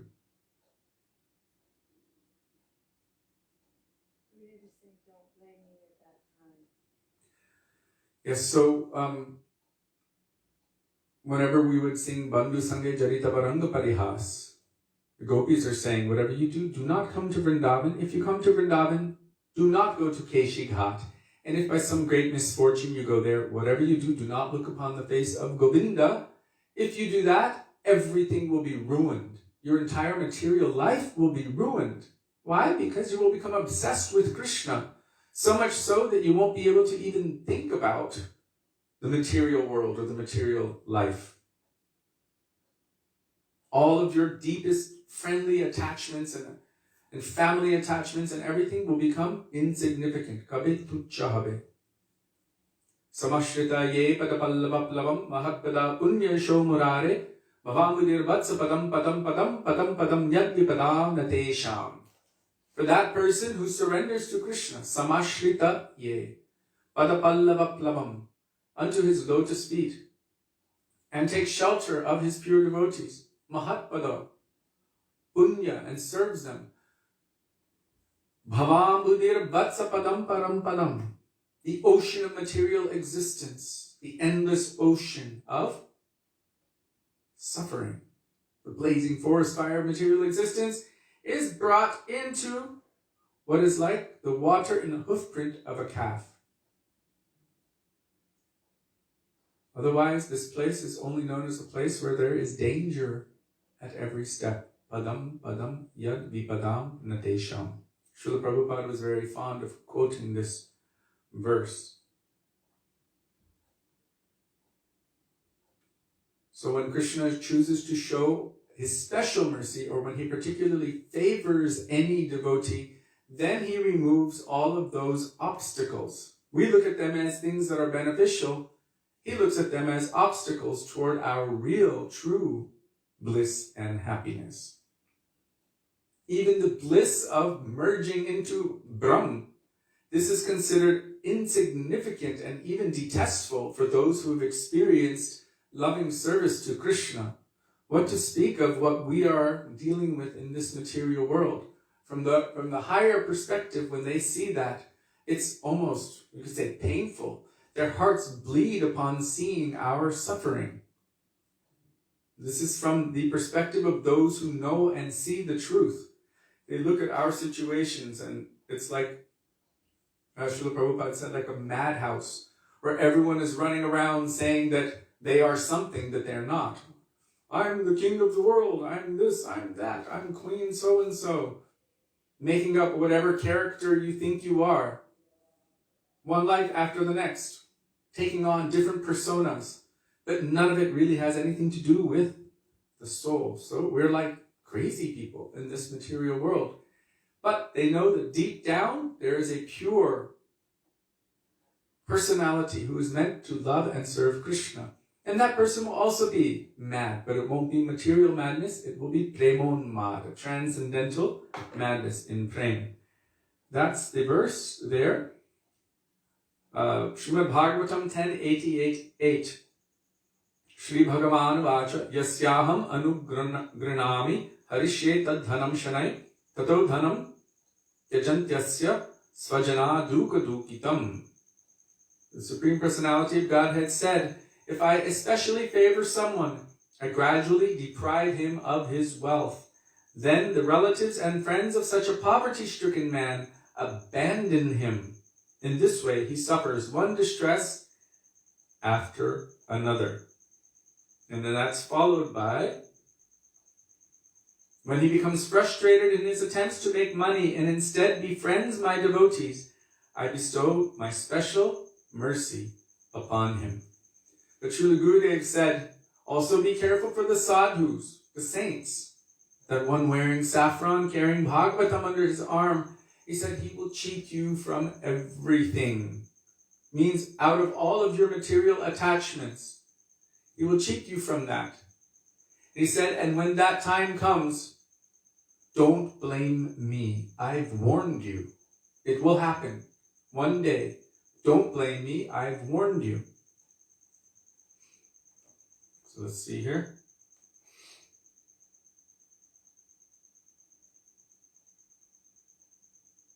So our Srila Prabhupada was saying, in his personal experience, in the beginning when his Guru Maharaj ordered him, he said, I thought that I shall first of all become very rich, then I shall preach. Everyone laughed. So I was doing a very nice business. In the business circle, I got a good name, and with whom I was dealing business, they were all very satisfied. But Krishna made trick. He made such a clever trick that he broke everything and he obliged me to take sannyas. So that is Hari. Hari means one who steals. So that I had to come to your country with only $7. Actually, he didn't have $7. He had 42 rupees. Which I don't even know if it was possible to convert to dollars. I don't know if they had a conversion from rupees to dollars when Prabhupada arrived on the ship in Boston Harbor. I don't know if they even had a possibility of doing that. He also had some puffies, puffed rice, and some dried chana, these dried chickpeas. I think it's those ones, the ones you feed the monkeys in Sevakunj. He didn't know what he would have to eat there. So he was penniless. He begged for passage on that ship and came as a penniless person, only with the order of his Guru Maharaj. And the intense desire to serve his Gurudev and to serve Krishna and to fulfill the order of Sri Chaitanya Mahaprabhu. So they were criticizing. The Swami came here with no money. Now he's so opulent. So they are taking the backside. Oh, black side. You see? But the thing is, of course, I have become profitable, or I have acquired profit. I left my home, my children, and everything. I came here as a pauper, means with nothing, with only $7. That is nothing. But I have now got big properties, hundreds of children, and I haven't got to think for their provision. This is the proof of Shraddha. Shraddha shabde vishwash kohe, sudrida nishtoy Krishna bhakti koile sarva karma krita hoy. Nothing to do, and Krishna is maintaining everything. So he continues. You can all read that. It's very powerful. Jiva Pavana Prabhu has shared some more. And also Hari Priya Didi shared something from Śrī Satyavrata. The endeavor to remove the miseries of material existence in the form of repeated birth and death is a matter beyond the ability of the living entities, for it depends exclusively on the will of Bhagavan. One's liberation from all miseries occurs automatically upon cessation of the cycle of birth and death, which takes place by the will of the Lord. Therefore, what is the need of praying for the removal of such miseries when such a mentality is opposed to bhakti? Mahaprabhu thus prays, until the cycle of birth and death is terminated by the will of Bhagavan, let me have unmotivated devotion unto his lotus feet, birth after birth, regardless of my material circumstances. This is my only prayer. I think it's Mama janmani janmanishware bhavatar bhaktir hoitiki tvai. Na dhanam na janam na sundarim kavitam vajagrish kamaye. Mama janmani janmanishware bhavatar bhaktir hoitiki tvai. So he's not praying for anything. He's not praying for liberation, freedom from suffering, or wealth, or anything else. Just may I have unprecedented, causeless devotional service for you, birth after birth. So in this connection also, when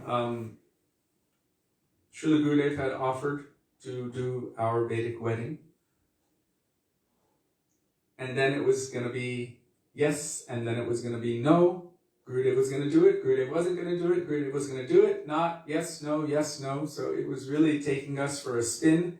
I was quite concerned, and the devotees were telling us, just wear your normal clothes, don't put on any fancy, no kumkum, no Mangal Sutra, nothing. It's just going to be a simple thing. No, it's going to happen. No, it's not going to happen. So I went to Srila Gurudev. I was very concerned that it was going to be a nice wedding ceremony, because I said marriage is a very important institution. And Gurudev snapped back at me. He said, no, it's not important. And I was shocked because I thought it was. And he said, your attachment to Gurudev, to Harinam, to your mantras, Hari Guru Vaishnava, to Krishna Bhakti, this is important. He said, everything else is not important. So we put so much importance on the material things of this world, but Gurudev knows what is important and what is not. What will hold us and bind us in this material world and keep us in samsara, in the repetition of birth, disease, old age, and death. Gurudev knows what will do that and what will take us away from that.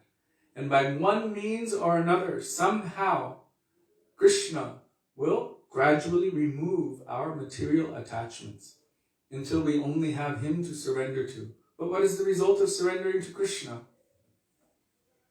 Like Srila Prabhupada said, you are not the loser, you gain millions of times more. So from the material perspective, they'll think, oh, you are a loser, you have lost, because money is the currency of value in the material world. But in the spiritual world, what is the currency of value? Prem, pure love, which is manifest through the medium of service. That is the currency of value. So if we are attached to the material currency of value, then we become the losers of that. But if we are attached to the spiritual currency or value currency, if that is our attachment, then we only become the gainers. So by the mercy of Guru, by that association, then transcendental attachment develops. First by attachment to Shri Guru Charane Rati. This is attachment to the lotus feet of Shri Guru. From this then, Ese Uttamagati. From there one can attain the highest perfection.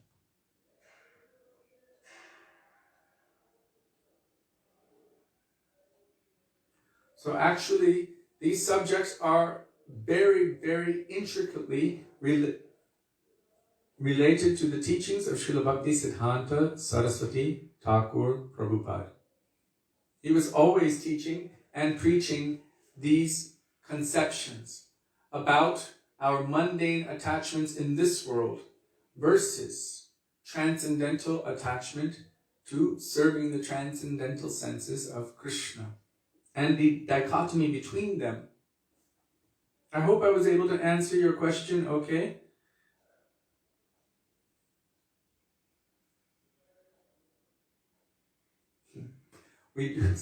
I just saw Jiva Pavana Prabhu's comment. There is a circumstance where Yudhishthira Maharaj, when Krishna asked, what would you like? He said, please make me the wealthiest person. Krishna was a little concerned, confused.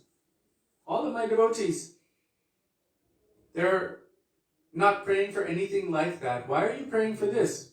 Yudhishthira Maharaj said, because so many people are afraid of losing their wealth. So I don't want them to not serve you. So if you make me wealthy, then they will feel that, oh, I won't lose everything if I surrender to Krishna. But his desire for gaining wealth wasn't for himself. It was only to serve and please Krishna. There's also the story of Sudama Vipra. But I remember Gurudev telling one story, and I hope I get it right. But he was talking about, I think it was Narad Muni, and he was saying, to Nārāyaṇa, he's like, why are all of your bhaktas so poor? Mm-hmm. They're all living in the forest, eating roots and fruits. They don't have anything. Why don't you do something about it? And Nārāyaṇa said, I try to, but they don't want that. I try. And Narad Muni didn't believe him. So there was a husband and wife who were quite penniless, and they had nothing to their names. And Nard said, well, do something for them. Let me see. So just ahead of where they were walking, Nārāyaṇa put a whole pile of gold. And the wife was walking very far ahead of the husband. So they disappeared. They were hiding and watching. The wife came upon all of this gold and started like kicking dirt over it, trying to cover it really fast. And the husband came up and said, what are you doing? And she said, oh, I found this pile of gold and I wanted to cover it, you know. And he said, oh, why are you throwing dust over dust? Come on, let's go. Why are you throwing dust over dust? Yes, why are you kicking dust over dust? Let's go. And they left, and Nārāyaṇa looked at Narji and said, see, I tried, but they don't want it. Oh, she said why she was covering it? Well, because she didn't want to be attached. She didn't want him to become attracted. Yes, she didn't want any kind of attachment in this world, and she was ahead of her husband. She thought, maybe I can get rid of it before he comes. So Gurudev gave that as an example of, in so many ways, the Lord does give us these opportunities, but if we stay close to Sri Gurudev, then he removes those obstacles like that for us. Before we come along and become attached to it, he's covering that thing. Oh, you don't be attracted to this. I'm giving you a greater wealth. I'm giving you a greater sustenance. But Gurudev gave that example. I thought that was really sweet. Yeah. Yeah. Thank you. Okay.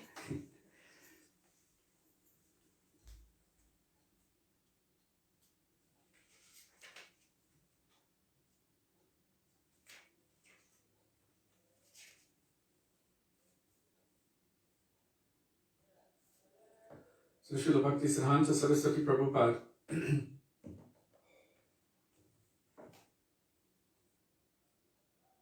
he would preach very strongly about these conceptions, about our attachments in this world.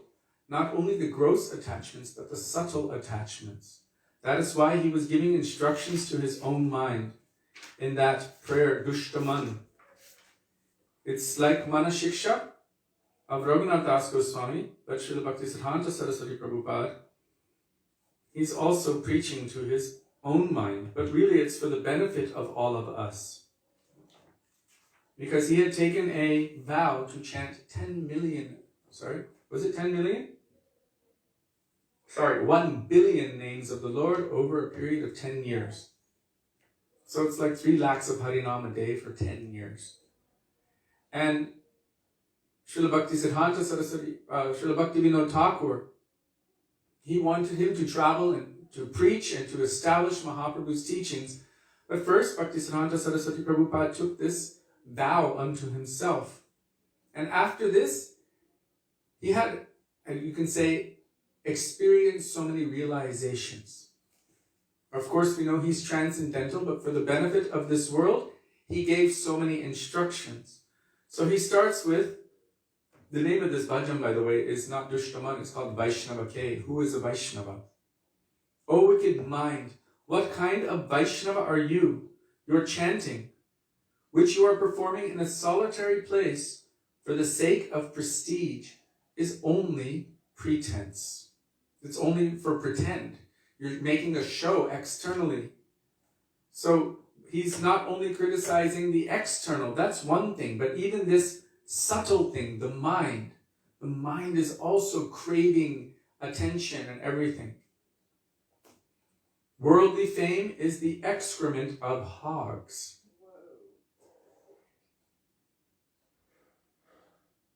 Most of us want at least a little bit of acknowledgement. I'm good, right? How was that? Did you like that? It's nice? I'm okay, right? We want something. If not that, then usually something more. I'm the best, I'm really awesome, I'm the greatest, or anything like that. Express it. We want someone to love us, to admire us, to appreciate us, to boost our ego. Every wife knows that about her husband. Every husband knows that about his wife. Worldly fame is the excrement of hogs.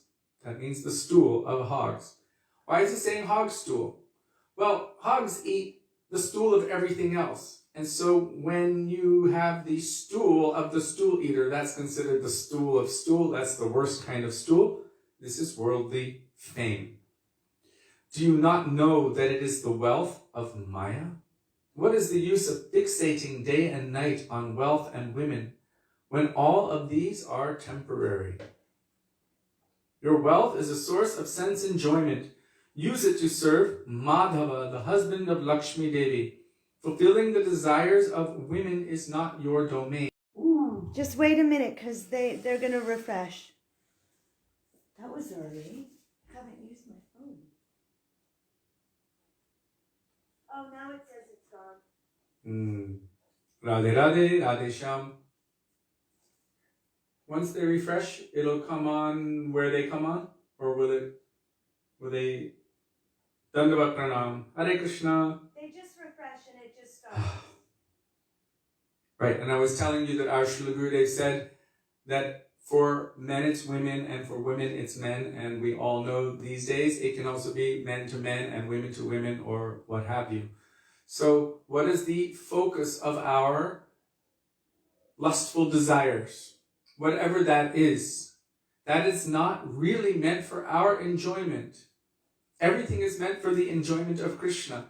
Like that personality, one devotee came, he was actually with Srila Gaura Das Babaji Maharaj for some time, as a follower, as a disciple, and he was sitting near him chanting. And then one day he left, and he came back, and he said, Guru Maharaj, I have brought with me one Krishna Dasi. She was very beautiful, he married her. I have brought with me one Krishna Dasi. Srila Gaura Das Babaji Maharaj said, very good, very good. You should always maintain association with the Krishna Dasi. But you should never take her for your own enjoyment, because she is the Dasi of Krishna. Rather, you should serve her and worship her, as you would any pure servant of Krishna. That person took his wife and ran away, because his intention was to enjoy her. But he said, I have brought one Krishna Dasi. So this is the pretense that we make. Oh, I'm doing this for service, Prabhu. If I didn't go out into the material world and do this, then, oh, okay. So when I was young, there was one very prominent personality. He had an 80-inch television in his room. It was a projector television. And he was watching a lot of MTV. That's music television. I don't know if they have that anymore. I think it's where you watch music videos and all sorts of other things. And when the devotees would kind of question about it, he would say, I'm learning about the nature of the people in the material world so that I can preach better. And we all know that that wasn't the real reason, but anyhow, he was in a position of prominence, so many accepted that. Sure enough, after some time, not too much time, he also became attracted to a member of the opposite gender and left his position and everything and re-entered the material world. So this is a kind of pretense. Oh, I'm doing it for service, Prabhu. I'm leaving my sannyas so that I can understand how to better preach to the householders. This kind of thing. Gurudev said, you should know that this is completely bogus. And that kind of person should be rejected immediately, he said. This is Gurudev's teaching. So, especially if you're following them as your guru. The tree of the desire for prestige is like the mirage in the desert that Ravan was unable to attain by fighting Śrī Ram.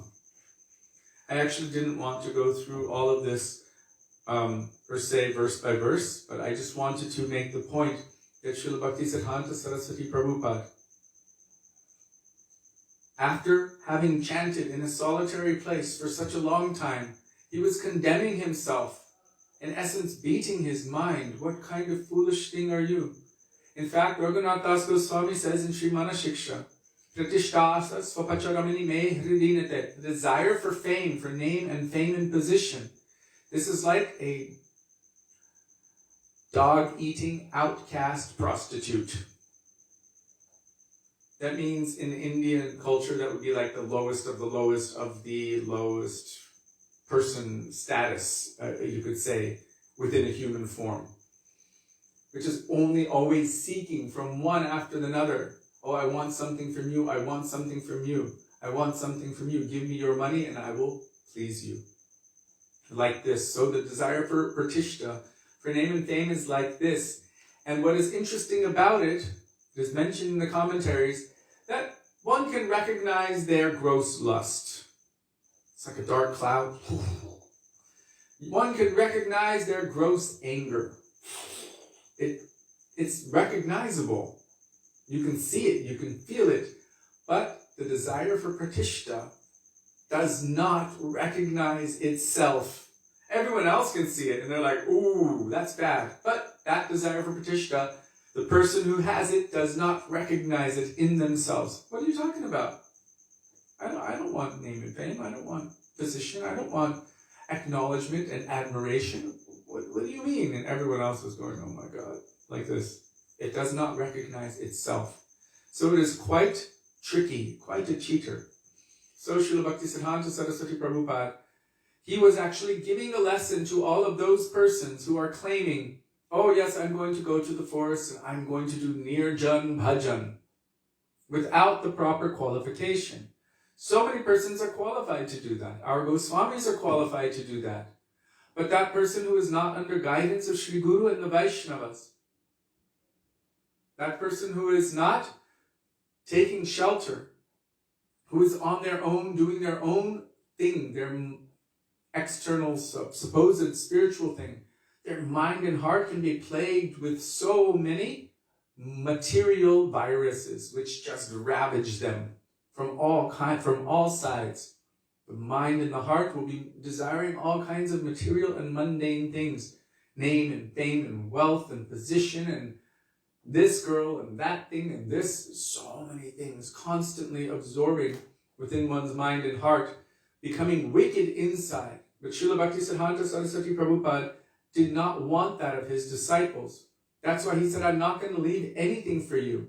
I'm not going to be satisfied that you have your own little private place, your own little place to do nirjan bhajan, where your mind and heart can be wicked and you will stop serving the senses of the Lord.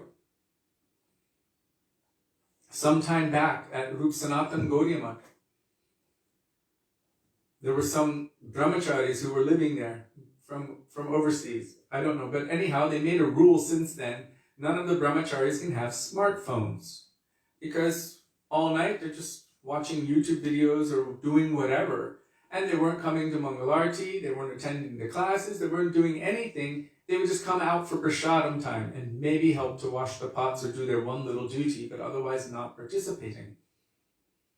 This is what happens in the privacy of one's own home, where they think no other eyes can see them. Then all kinds of nonsense activities can manifest. So they said, no smartphones allowed, only those Nokia bricks, you know, those old ones, only for calling on the phone, for talking in case of anything urgent, but not for wasting one's time in all of these nefarious activities and pretending to still be a matvasi. Srila Bhaktisiddhanta Saraswati Prabhupada explained what is Gaudiya Mat. It means that person, I can't remember the full term, something matata basati. Someone who is residing in the mat, or a real matvasi, means that person who is engaging their time 24 hours a day in serving Guru, Gauranga, Radha, Krishna, serving the Vaishnavas, but not engaging their mind in all sorts of other things. That's the purpose for the mat. Not for, what Srila Gaur Govinda Mahārāja would say, it is not a place for parasites. He would say, parasite, living in mat, sleeping on cot, like this. So just using the mat for a place for me to rest and to eat and then engage in all kinds of nonsense activities or entertaining my desires for these things. The Srila Bhaktisiddhanta Saraswati Prabhupada acknowledged that any new devotees, those who are not qualified or not very highly qualified, must be engaged constantly in serving. In serving the names, forms, qualities, pastimes of Krishna, in serving Guru, in serving Vaishnavas, somehow or other be engaged. And a real Guru is expert at engaging the disciples' energies in serving the transcendental. Otherwise, if we don't do that, what will happen? Our minds, manovegam, vachovegam, jivavegam, all of our urges will manifest and run toward the material, which is what we have always known.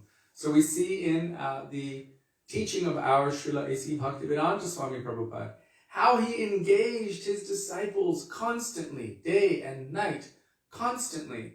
If you're not doing this, go out on Harinam Sankirtan. If you're not doing that, distribute books, do this, paint.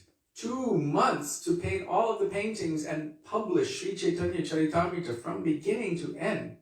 2 months. They had a whole chain of devotees working. Even they would have to go in shifts all day and all night. Many people working on the paintings together. One would go and take a nap. Then they would come back. That one would take a nap. And they were working like this, constantly around the clock. I don't think many devotees remember putting their head down on their pillow. One, they didn't have pillows. They had their arms. And two, they were so exhausted from service that immediately, boom, they would fall asleep and then wake up early for Mangalarti, chanting and everything. Constant engagement. If one is not constantly absorbed or engaged in Krishna, what will happen? Immediately Maya will flood that place. So Srila Bhaktisiddhanta Saraswati Prabhupada, he said, one must be under the guidance or in sadhu sangha at every moment. Otherwise, whatever jewels we have already collected from them, we can easily lose. That means that we must always be in their, under their umbrella. Shastriya sadhu sangha, or even in the association of any other devotees who are encouraging us and inspiring us. As we've spoken before, devotee association doesn't mean, oh yeah, you're a devotee, I'm a devotee, we're all devotees, let's go and have a party, have a vegan barbecue, and then let's go to the movies together. That's not devotee association. Devotee association means coming together to do activities in bhakti. Sudevi, Yes. can you share that one dream you had with Prabhupada? Really? Please? A dream? Yes. It's important. So, do I give background history?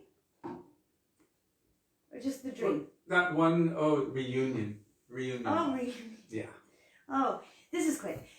So, once we were in Los Angeles, and this is before we met Srila Gurudev, and so we were about to have a Gurukul reunion in a couple of days.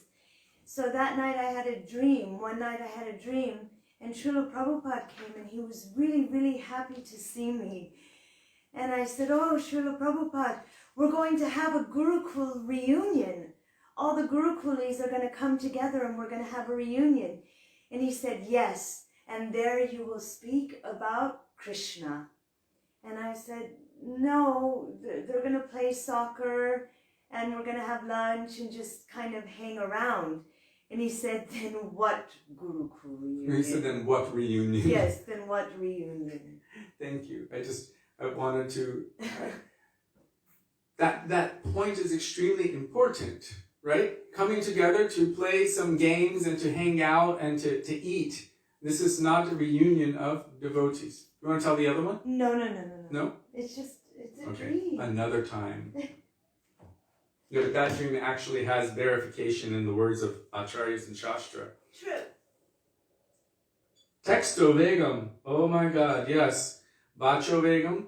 Actually, texto vegam is an appendage of vacho vegam. The urge to speak comes out with the, I guess it's this with your fingers these days, but that's the urge to speak. If we're not speaking about subjects relating to Krishna, Hari, Guru, and Vaishnavas, then we are not engaging our vacho vegam properly, and in this case, texto vegam. So thank you for sharing that. So Srila Bhaktisiddhanta Saraswati Prabhupada did not want his disciples to become weak by being in a situation where everything was too materially easy for them. Rather, he wanted that the devotees' kirtan would be tested by the public. What does it mean, kirtan? It doesn't just mean singing, it means also preaching. It will be tested by the public. They will see, well, you're coming out here, you're expecting a donation from me. Well, let me see how you're progressing. You are inferior to me because you are receiving some donation from me. So therefore, they will criticize them. So he said, if your character is not impeccable, they will criticize you so much and they will also not give anything. So you must maintain your humility. Trinadapi sunichena tarodapi sahishnuna. Maintaining your humility. And because you can't fight back. If you fight back, they won't give you anything either. But it's not just about receiving the gift. It's the point. When those persons are thinking that they are superior and they are the donors, Bhaktisiddhanta Saraswati Prabhupada said 2 things will manifest. 1, humility will have to manifest. That so many will criticize you in so many ways. But your character must have to come up, must have to increase, so that you can properly represent Guru and Krishna. And if it's not, the one thing is, I'm trying to remember, Sudevi, do you have it?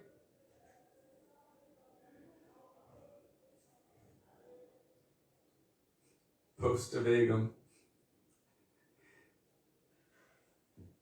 Do you have that? Sudevi? What? Do you have that? No. The I thought you heard me. No. Okay. So there were 2 points that Srila Bhaktisiddhanta Saraswati Prabhupada wanted to make to his disciples. One is that they should test their kirtan in the public. They would develop humility on the one hand, and on the other hand, they will increase in their practice, in the quality of their practice. I thought this was there. Oh. They will always increase. Thank you. It's this entire passage. I thought this was in the... Because, didn't you read this the other day? Yeah, so I just want to touch on it. Postavegam.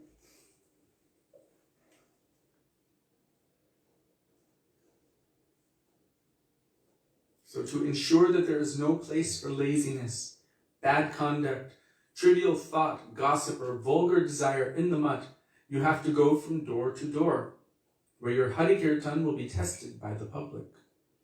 When the public will think that they are the givers of alms and you are the receivers of alms, in other words, that their status is higher than yours, they will criticize you in many ways, thinking you are the objects of their mercy.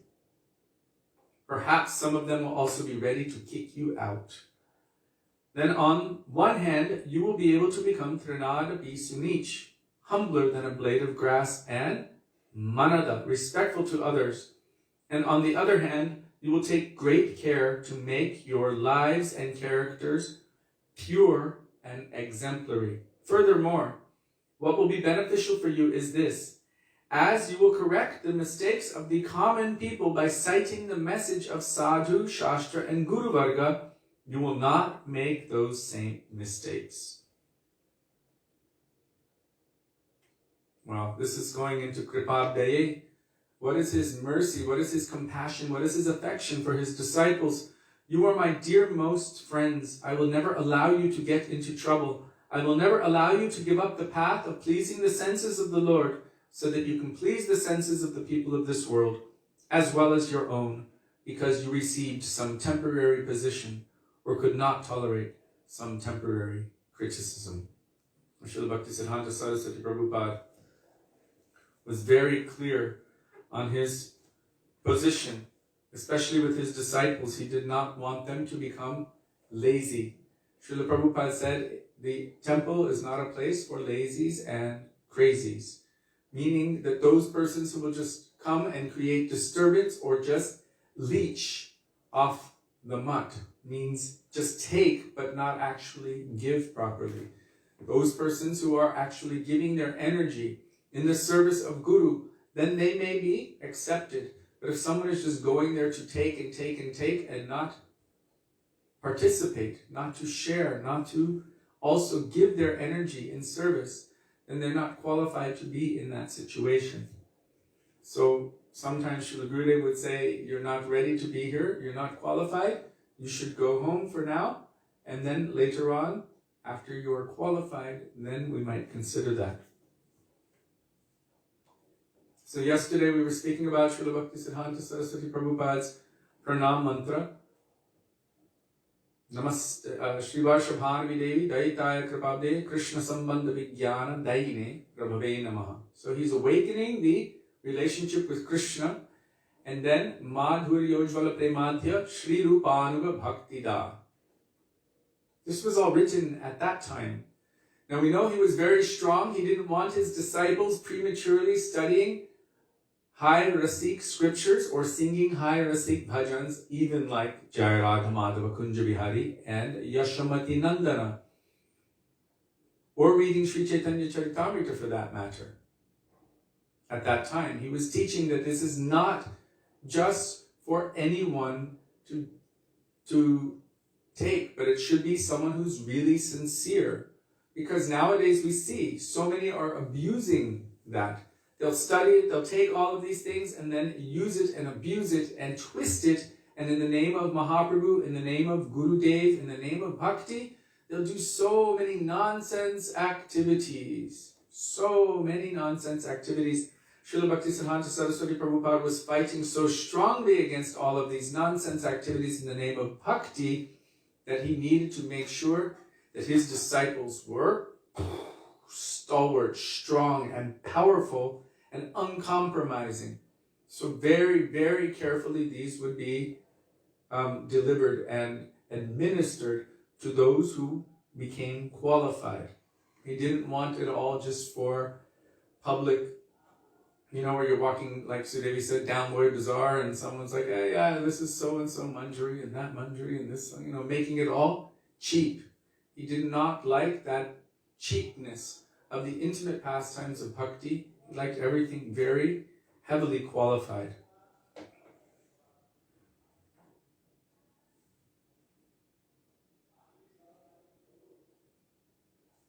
So, Madhuryojvala Premadhya. He's absorbed in this Madhurya Ujvala Prem. This is the same as Unatojvala Rasang Svabhakti Shriyam, the topmost beautiful, brilliant Madhurya Rasa. He is serving that rasa. Shri Rupanuga Bhakti Da. What is he giving? What he possesses within his heart. What Śrīla Rupa Gosvāmī wanted to give. So those who are the followers of Rupa Gosvāmī, they are called Rupanugas. And the bhakti which they possess within their heart, they can give that. Srila Gurudev said, only someone who has something can give that thing to you. If they don't have it, then what can they give you?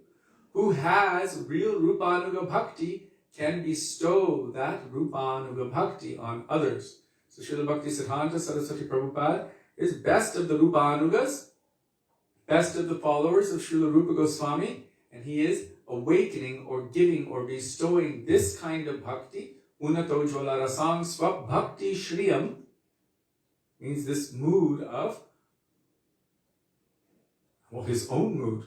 He made servant to Srimati Kārtika as Nayana Mani, Manjari, and he's giving that same bhakti, bestowing this on the world. Because Chaitanya Mahaprabhu did not want to give Vaidhi Bhakti to this world. He wanted to give Raga Marga Bhakti. So gradually this needs to be introduced somehow to awaken greed, transcendental desire to love and serve Krishna like the Brajavasis do.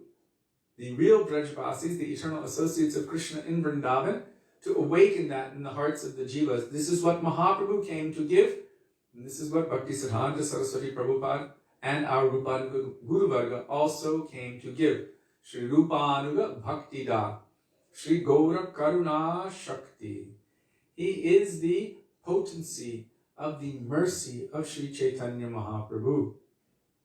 Vigraha. So he is the form of the merciful Shakti of Shri Chaitanya Mahaprabhu.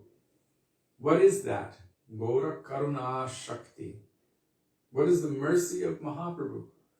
Well, we know that also comes, it's interesting because we're seeing both aspects, the aspect of Rupanuga and also the mercy of Mahaprabhu is Nityananda Prabhu. Without the mercy of Nityananda Prabhu, one cannot receive the mercy of Mahaprabhu.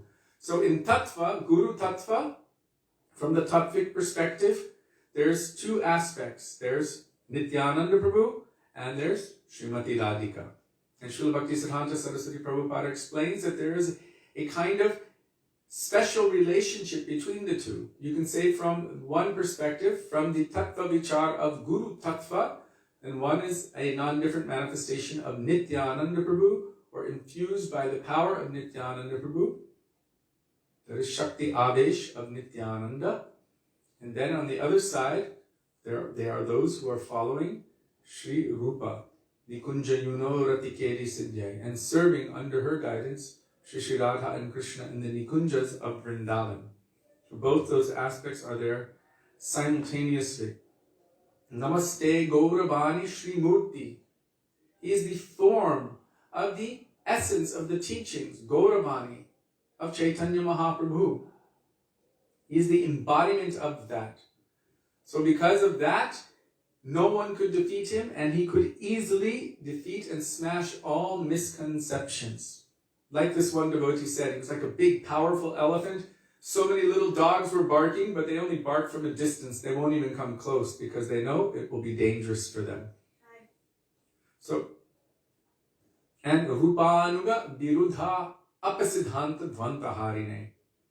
So Rupanuga Birudha means he is the best of Rupanugas, and Apasiddhanta Dvanta means that he is smashing all kinds of conceptions which are against the pure conceptions of bhakti, the pure bhakti. So many twisted and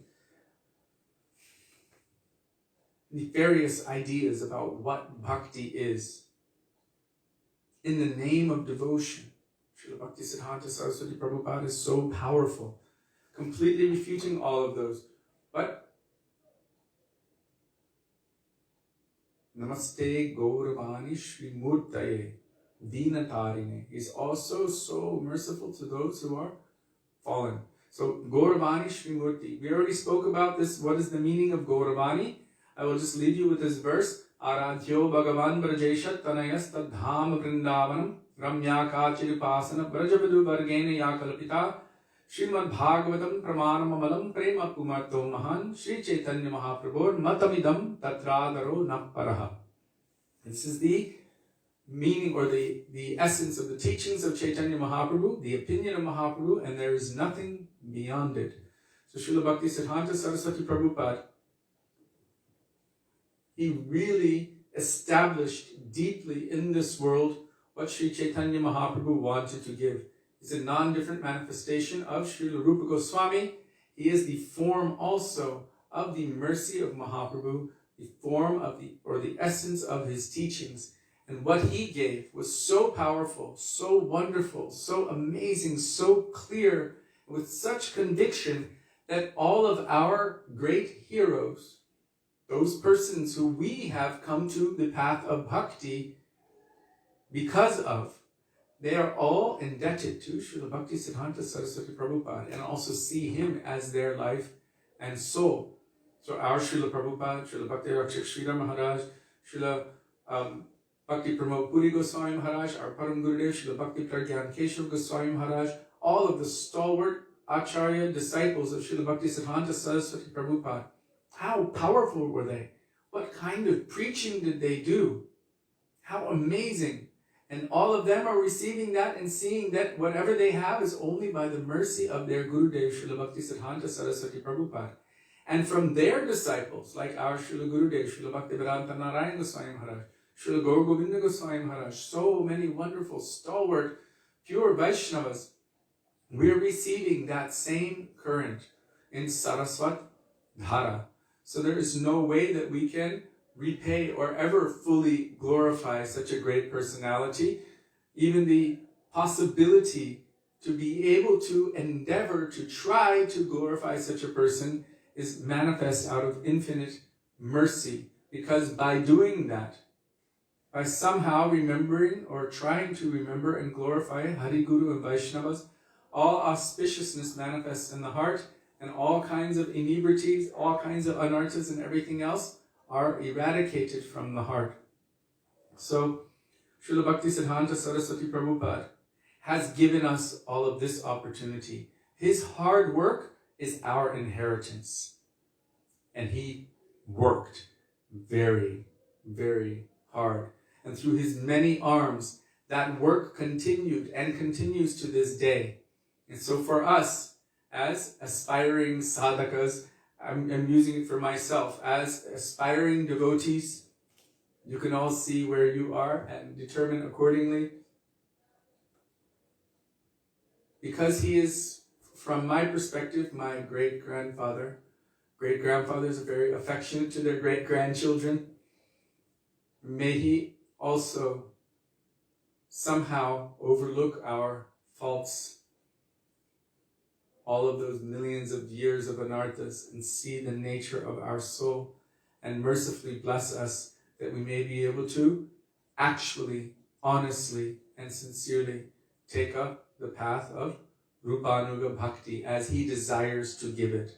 That was one of his last expressions. He felt, Srila Prabhupada said he was quite actually upset, maybe even to the point of disgusted, that he wanted to give this Rupanuga Bhakti, but he spent all of his energy and time cutting the jungles. Srila Gurudev said at that point, he had actually had one devotee, it was Bhakti Rakshak Sridhar Goswami Maharaj, sing Shri Rupa Manjari Pada Same or Sampada. And then he began speaking that this is our goal, our everything. And then his face became somewhat flushed, and his cheeks became pink. And then he began to speak what he really wanted. He wanted to give this Rupanuga Bhakti. What is the mood of the true Rupanugas? Some were saying that, oh, he's only speaking dry philosophy, sucking on the pit of mangoes or this or that. But actually, through any medium, he was able to give this. And how is he giving it? First and foremost, he said you have to weed out, you have to remove all of these other things.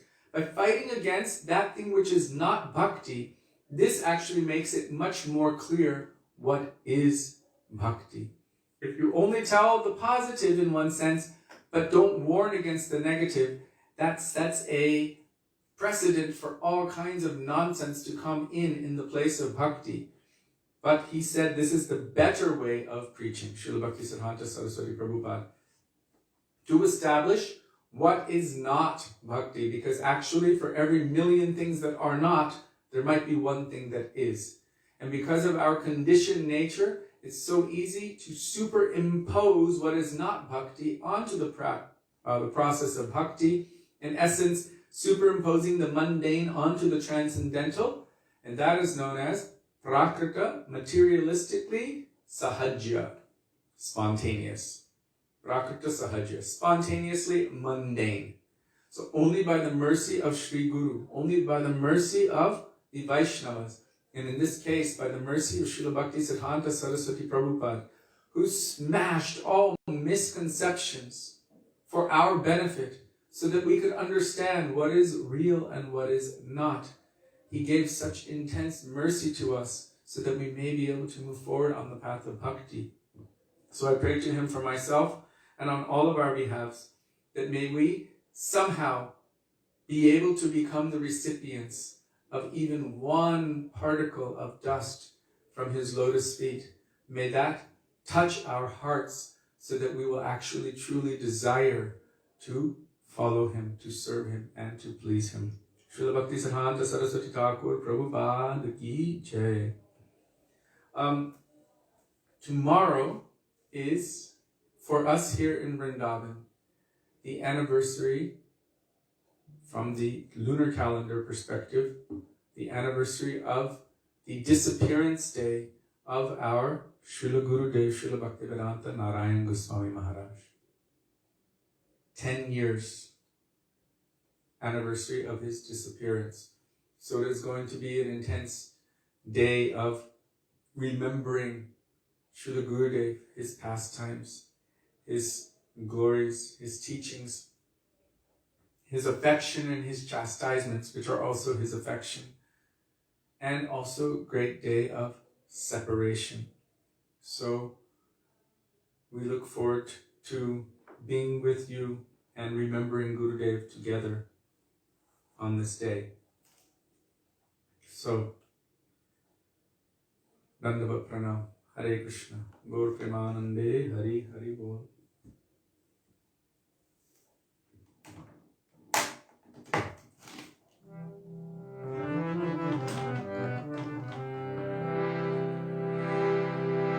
Hare Krishna, Hare Krishna, Krishna Krishna, Hare Hare, Hare Ram, Hare Ram, Ram Ram, Hare Hare, Hare Krishna, Hare Krishna Krishna, Hare Hare, Hare Ram, Hare Ram, Ram Ram, Hare Hare, Hare Krishna, Krishna Krishna, Hare Hare, Hare Ram, Ram Ram, Hare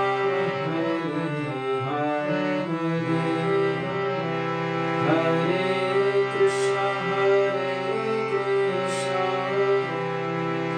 Krishna Krishna, Hare Hare,